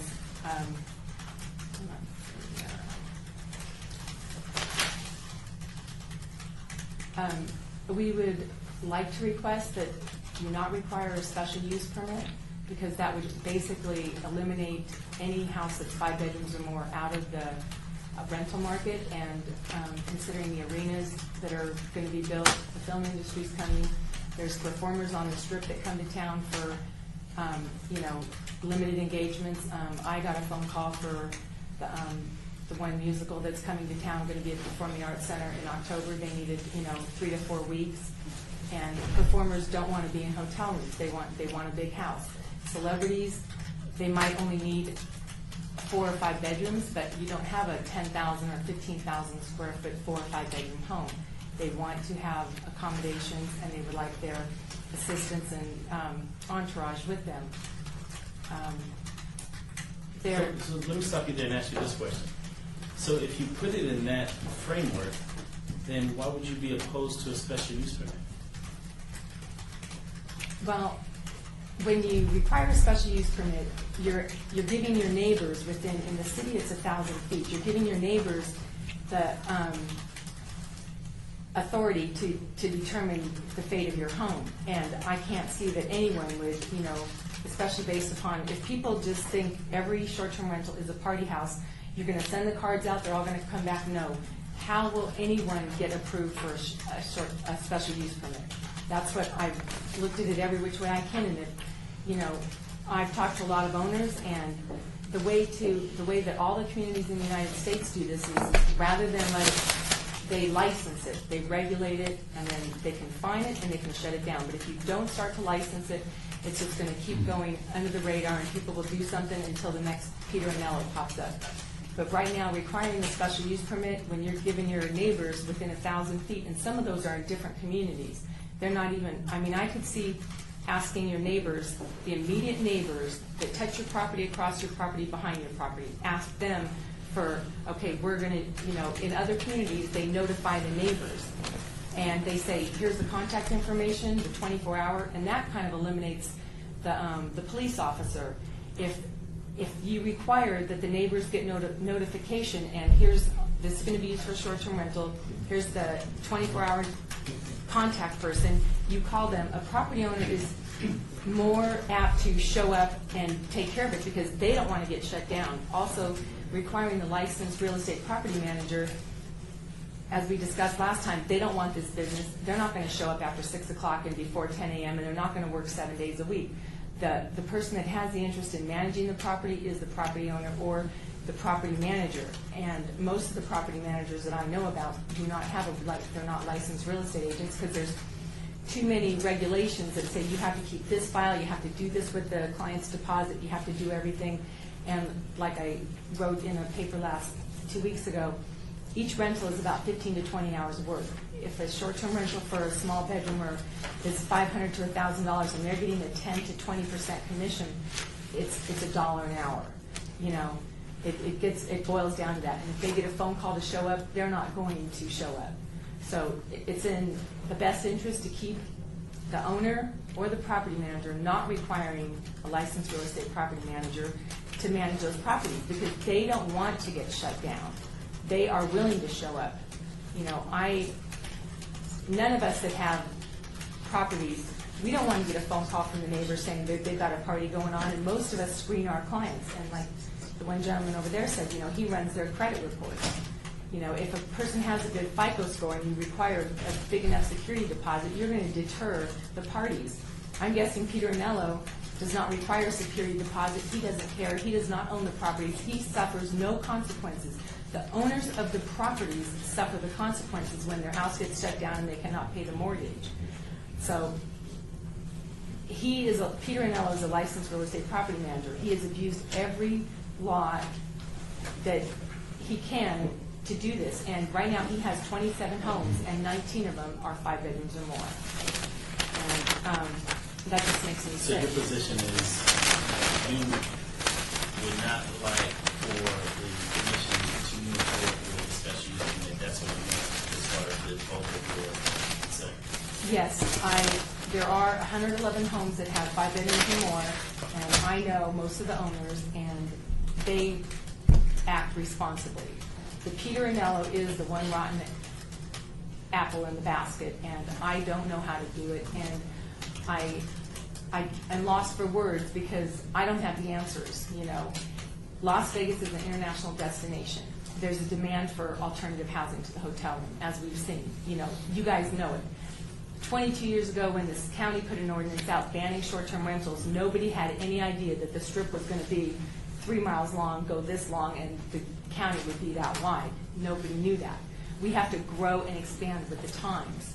That's what's going on right now. And I applaud Lois Tarkanian and the commission here, to continue doing short-term rentals because there is the need for it. I know the nuisance ordinance puts teeth into shutting it down. Is the manpower there? That's another thing. You know, at the beginning of the meeting, Mr. Flynn Fagg said that they've authorized 2 more enforcement people to show up on Friday and Saturday. I think that that's really going to help a lot. And when without the special use permit, if you're requiring the neighbors, you know, you have to show that you've notified all your neighbors that here's an emergency contact. And the owners and the managers will show up. A real estate agent that's managing it is not going to show up. Thank you, Annette. Is there anyone else wishing to speak on this item? If so, please come forward and state your name for the record. We'd be glad to hear from you. Yes, sir. You ever know sort of one of those devices that they use in plays and so forth? That's correct. It's never seen, but it's frequently used. Right. Is he here? Yes. Is there anyone in the audience by the name of Pete? I don't doubt he has somebody here. Okay. It's not me. Well, to answer your question, Councilman, no one has raised their hand to dare to be Pete today. Yes, sir. We'd love to hear from you. State your name for the record. Jay Brown, 520 South 4th Street. Oh, I'll be very brief. Infamous. I'm a famous man for the publicity. I needed it. You're welcome. Just briefly, I was going to follow the suggestion of the chairman, and I really will, that said, please, if you spoke at the last meeting, we did speak about results, please don't be repetitive. So I really wasn't going to say anything, but just for the record, I think it's important for me personally to point out, I do not represent any of the names that Ms. May referred to. I want to make it really clear, and I represent people like Annette and others here who are just as adamant as she and her neighbors are against party homes. And whatever you do today to put strong regulations in, like Bill 2014-52, item 8, that's wonderful as far as we're concerned. Okay, so I want to make it clear. My clientele is adamantly against party housing, but like Mr. Rowland said, like Dr. Karen Summers said, don't confuse short-term rental with party. Thank you, sir. No longer infamous. You're glad to hear from you. Good morning, Councilman. Michael McDonald, 2520 Pinto Lane. On behalf of 9 homeowners associations that have been contacted in our area, and that is my clientele. What kind of baffles me as I sit here today when we're talking about what is the fiber of the community. The fiber of the community is neighborhoods. You fight for them. That's who elected you. And you've been stellar in defending us. But yet I sit here today and I watch people come up and they're upset because they want you to fix their investment, their bad investment. Or they want you to correct where they shouldn't have put their money. Each one of us, the biggest investment we make is our home. It's the biggest pride that's instilled every time we come here. That's why we elect you, because you people, you gentlemen and ladies, you people, represent us. Like how I broadcast that. And it's been true. That's why we sit here today, and that's why I'm sitting in this audience just trying to figure out, when people come up here and they say, you know what, you need to protect our industry. I've invested, but because the other people coming in, they have long-term investments and I don't. Therefore, I'm going to take money and I'm going to do a short-term lease and ruin my neighborhood. I take exception with that. We come down here every time to defend our neighborhoods. That's what made this city great. We always were the cutting edge. We always set the goal. We set the bar, and the other counties and cities followed us. Now we're playing catch-up. I know each of you personally, and you battle for us every day, and we appreciate that. But this is a no-brainer. When we're sitting here and I have people that are next to a party house that have home invasions taking place because it's a short-term rental and they're bringing people in, don't tell me it's a higher quality. Because I can tell you, I can get 20 buddies of mine from the fraternity and go rent a party house over a weekend for 30 days, or less than 30 days. So don't tell me it's a higher quality people. Maybe it is in some cases, but I can tell you overall, one form of cancer in a neighborhood dissolves it. And that's what this is. If you start letting more and more people start doing less than 30-day rentals, you're inviting cancer in the neighborhoods. You'll ruin our neighborhoods. You ruin the fiber that made this city great. And you'll also ruin the fiber that elected you. We're proud of you. We want you to fight for us.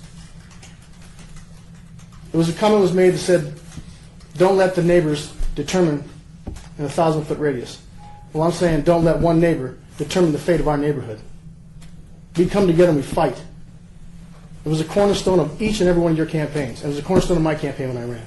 Because it's what it's about. That's why we're involved. That's why you sit up there. That's why we sit in this audience. Because we care. It's about the neighborhoods. It's not about somebody's bad investment. And it's sure not about the strip getting bigger.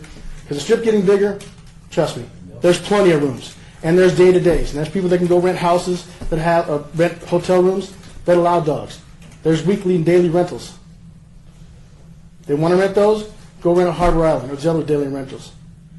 Don't bring it to our neighborhoods. Don't make us have to keep come down here and fighting this every time and time again. I thank you for your time. And don't come back before this commission talking about you people. For the record, I'd like to say I said peoples, not people. And for the record, let it be known that Mike and I are friends. So. Thank you, Councilman. Appreciate it. Anyone else wishing to speak, please come forward and state your name for the record.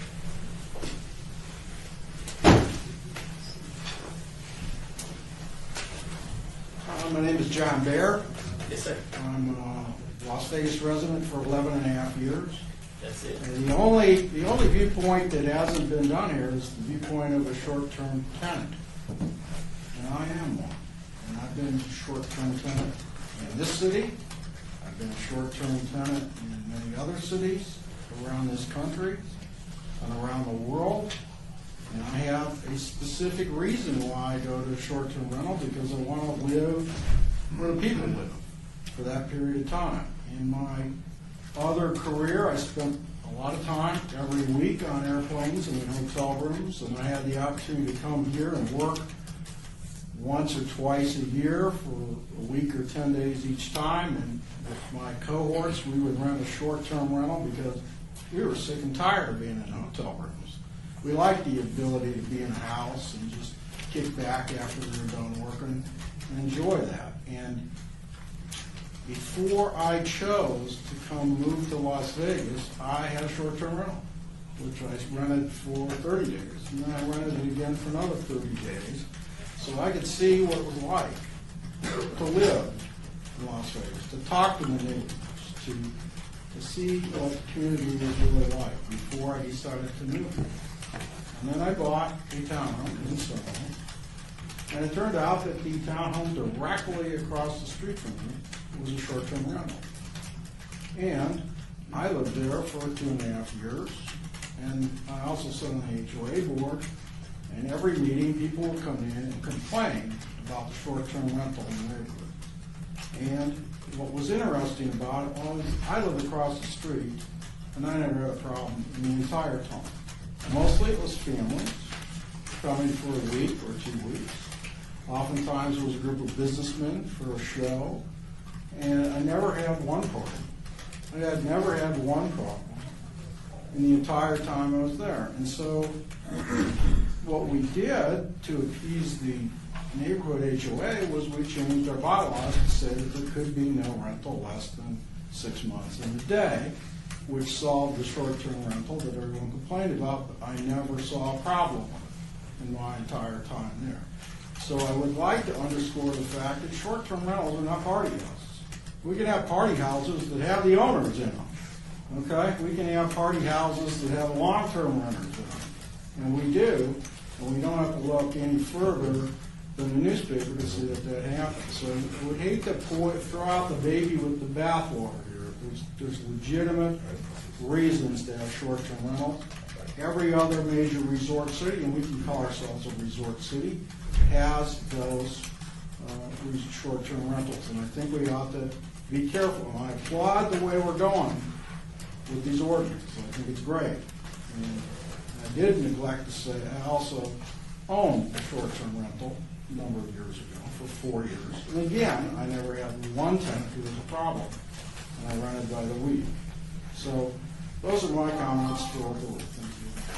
Thank you, sir. Anyone else wishing to speak on this item? If so, please come forward and state your name for the record. Yes, ma'am.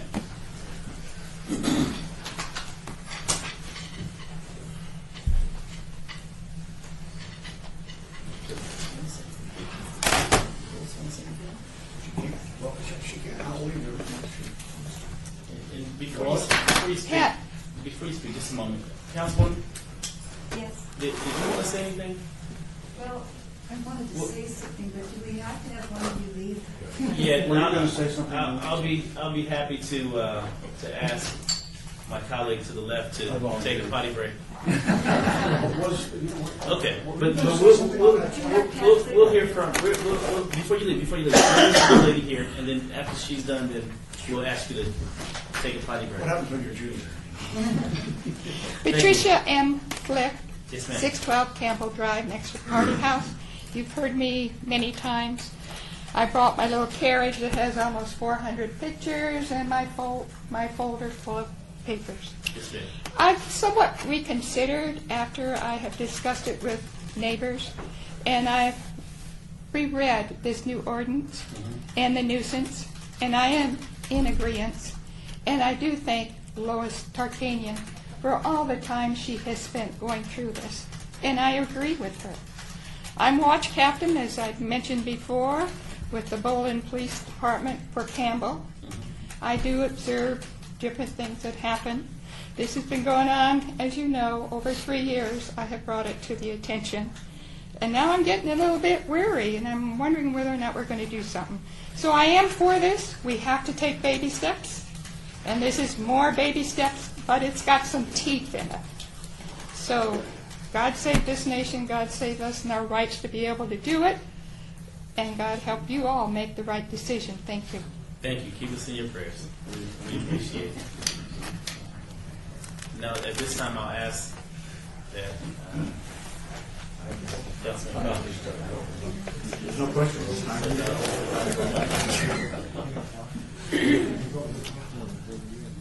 Thank you, Councilman. Some of us are going to challenge this. Yeah, we already have meeting law. We already have that. Just so you know, Jane. They'll have a Jane. meeting tomorrow. Behavior.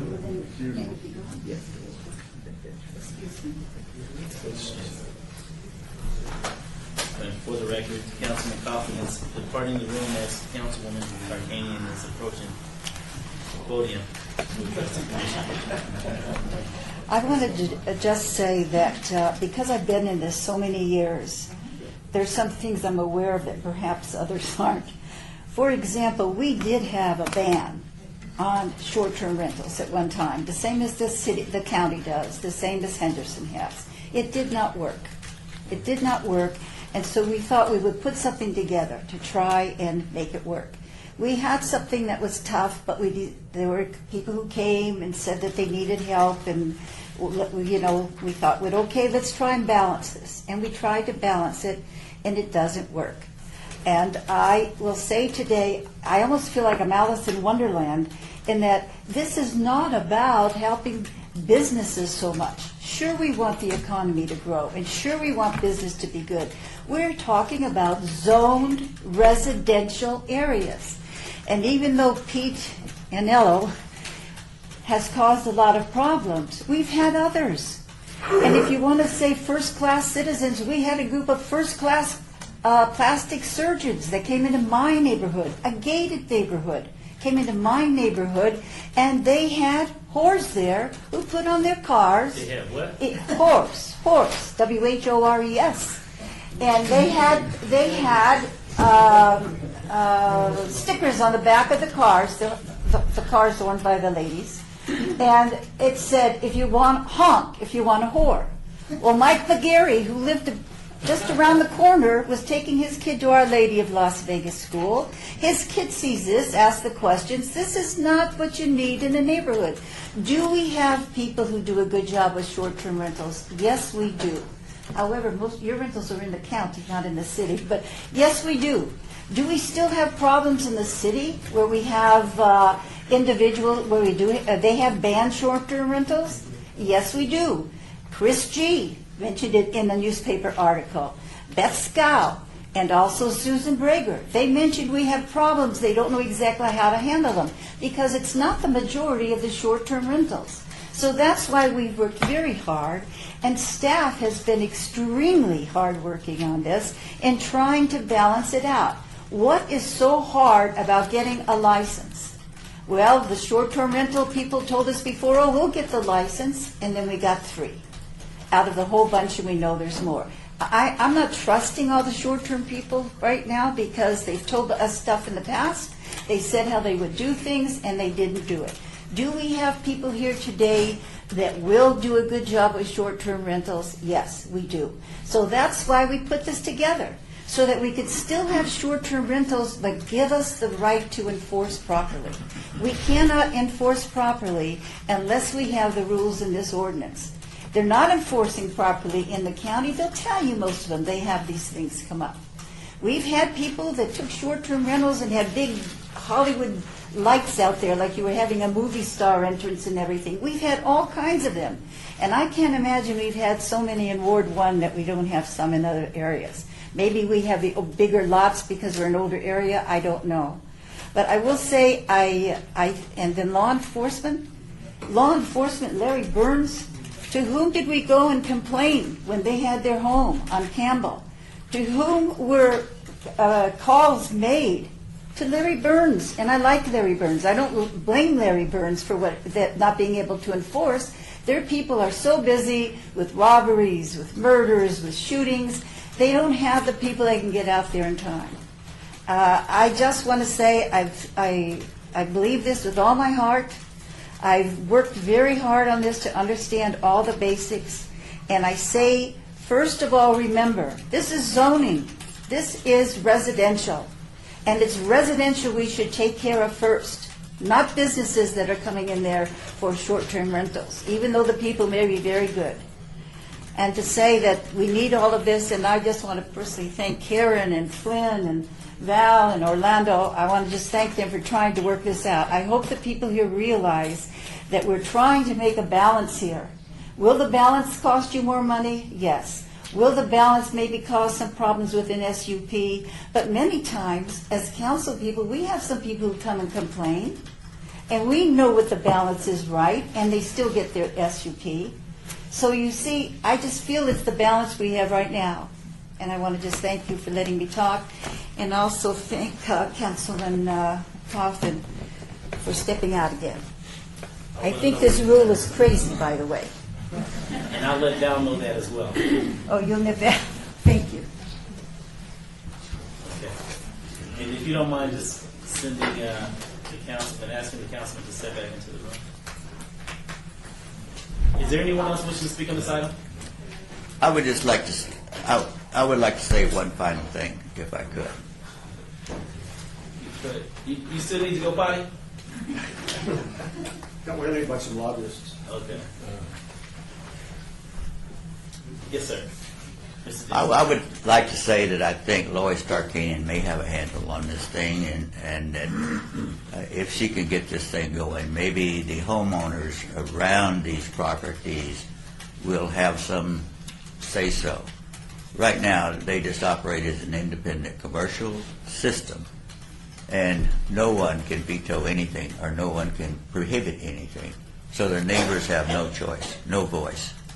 And with this proposal, it'll be to act like something like a variance, and I think that would help. We appreciate it. Thank you, Mr. Dixon. I'll give you 60 seconds. 60 seconds. I'd like to point out, Your name. My name is Michael Roland. I'd like to point out that the bad behavior of certain tenants, and it's bad behavior, I'm not going to deny that, should not be punished on the owners. I don't agree with that. Thank you. Anyone else wishing to speak before public comment is closed? Okay, public comment is closed. Thank you also very much. At this time, the deliberation will be amongst the commissioners unless otherwise called upon to speak to answer some questions. I'll start with Mayor Pro Tem. All right, well, let me see if I can kind of regurgitate what I've heard for the last many months. First of all, these two ordinances do not eliminate short-term rentals. That's not what we're talking about here today. So the issue is, as far as these ordinances are concerned, is that we're going to have short-term rentals in the city.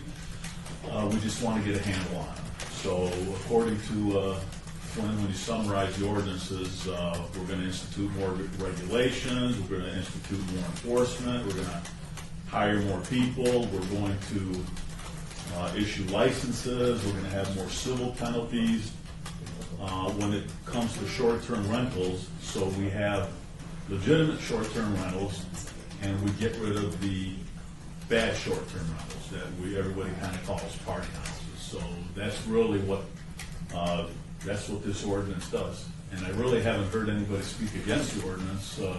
Seems like everybody's just fine with the ordinance. Well, okay, I haven't really heard anybody say this ordinance should not be passed. I guess still the only part that I'm not sure about is the special use permit. I mean, you brought that up. Should we have a special use permit for a house with 5 bedrooms or more? Not really sure. Why 5 bedrooms?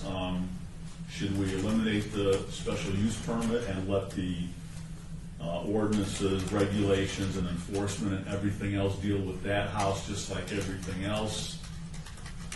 Not really sure. I'd like to kind of hear what my two colleagues have to say, so I'm not really sure where I sit with that. But the rest of the ordinances I'm fine with. I think there'll be a great start in what Councilwoman Tarkanian basically wants, which is to really what this does is allow short-term rentals to exist in the city of Las Vegas and gives us a chance at getting rid of the ones that are causing problems. That's really what we want to do.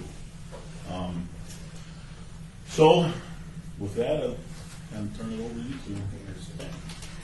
Thank you, Mr. Chair. And I really second what Councilman Anthony has said here, but only because we're considering item 8 today, which is the nuisance regulations on unruly gathering. Is it item 8? Yeah. Yeah.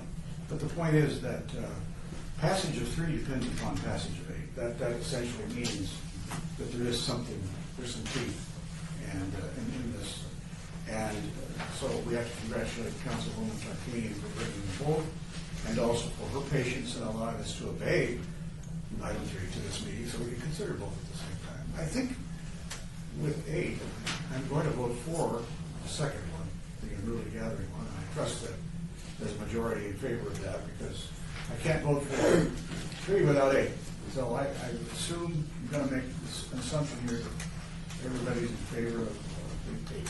Are we having nodding approval on that? Do we know? No, we're going to vote on that. Okay. What do you want to vote on first, Mr. Chair? We're going to vote on number 3 first. Okay. I looked deep into your eyes. I saw President Putin. Okay. President Putin. Yeah. Okay, we're going to move on with I'm just pushing it. Okay. I think we can do well without the special use permit. I understand exactly what will happen. That's been illustrated. People show up and create some nightmare for what ought to be a good business. And then we'll find out if that's not a good business, because it becomes a nuisance, it's gone. So if we do both at the same time. I'll go ahead and move for approval of item number 3, Mr. Chair, and with an amendment to remove the requirement for a special use permit. Thank you for the motion. I do have a question on the motion. I first and foremost want to thank Councilwoman Tarkanian for not only her due diligence, but I believe close to 2 years, if not more, having to address this concern with the neighbors and, of course, the business community that came out to assist with the structure and the number of meetings to be had and were had in relation to the topic before us here today. I'm going to support her efforts and the 2 ordinances that she has her name attached to. I'm grateful for the fact that this issue really does not play out in Ward 5, thankfully. However, I am a representative on this board that has to look out for all residents in the city of Las Vegas, and so I trust that my councilwoman has done that, and for that I'm going to support both of her ordinances that her name is attached to. So I know that there's a motion on the floor, Mr. Steve, to remove the special use permit. If I can talk about that, it's a little more complicated. Yes, thank you. Val Steed, Deputy City Attorney. It's a little more complicated than that. Anything under our zoning code that can't qualify as a conditional use automatically gets kicked to special use permit. And so anybody who can't meet the conditional use requirements, we can't stop them from having a special use permit. What we have done is set up one of the requirements in order to avoid the special use permit requirement was that you have fewer than 5 bedrooms. So if that's the intent of the motion, is to say, I no longer want there to be a bedroom limit on a conditional use, there still might be a reason that person would go to a special use permit if they can't comply with one of the other things. I'm not sure that we can sort out that language because it's all tied to there being the bedrooms as part of the function. We might be able to do that by the time it gets to council, but it's a little more complicated than it would seem. Well, a suggestion to the maker of the motion would be to do, my suggestion would be to do what we've done in the past, and that's place a condition of a 6-month or 12-month on the ordinance to see how it plays out, and then have it come back before the council at a later date to see if in fact we want to keep with the regulations or remove the regulations. That way we don't pick apart what the councilwoman has worked, she and the residents have worked, and the business community have worked so hard on. And so that would be a recommendation or suggestion that I would bring forward, but of course it would be up I to could the maker. amend it, understanding that this won't come to the council for 16 days, so there is time for possibly for Val to work out language that we could do without an extension, without a limiting time. I would say the 12 months is okay. That gives us the cycle, the full 4-year cycle, to determine whether or not it works, because there's a different seasonal demand, there's different types of people coming. But the motion today would be to move both of these items out of committee today to the council, and then once we get to the council, we'll make the decision as far as the setting the sunset, if you will. Yes. Yes, that is. Thank you. Okay. So your motion?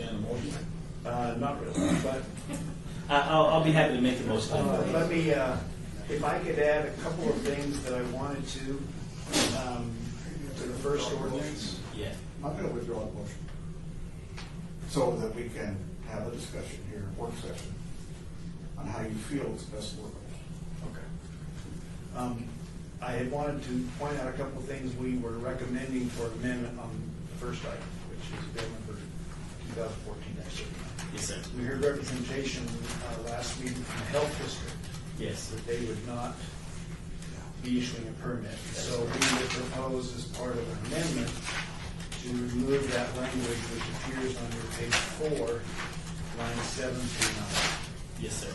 That section would come out and would cause all the succeeding sections and corresponding references to change, which we could certainly do in subsequent proposed or actual First Amendment as it goes to council. Okay. Another item that was raised at the meeting on page 4, lines 10 through 12. There was concern about the map, evacuation map being of engraved plastic material. There was concern about the cost and trouble of going to that expense, and so I visited with the fire department, and they were fine with us changing that language so in effect the maps and lifts procedures would still have to be mounted in a horizontal position, but they can be within a durable frame, encased within a durable frame or enclosure, or made of a durable material, and that was satisfying. The other thing that Councilwoman Tarkanian had wanted was clarification on page 7, and that may become moot depending on what your vote is, but the requirement, the limitation to 4 bedrooms, there was concern that for a property that had more than one structure, you might be able to add structures so that you might have more than 4 units, but each within its separate structure. And so her proposed language was that it say, that provision the amendment to say on any particular parcel, the use is limited to a single residential dwelling unit that has no more than 4 bedrooms. So in fact, whether a unit had more than 4 or a combination of units had more than 4, it would still require a special use permit. That change may become moot if the motion is to approve the ordinance without requiring a special use permit above 4 bedrooms. So Val, the original motion, which has been withdrawn, was to change the ordinance, so it doesn't matter how many bedrooms it is. Number of bedrooms is the number of bedrooms, you get a license, there's no special use permit. No. Right, there would be the requirement. So you can craft the ordinance in the next 2 weeks to. I think so. You could. I think you still have to follow the table that's on page 5, but as far as occupancy limits, but you wouldn't have to go to for approval for special use permit. You'd have one there. And we can figure out how to word that. I did not hear Councilwoman Jacquemin's testimony, so I wasn't aware. You weren't supposed to.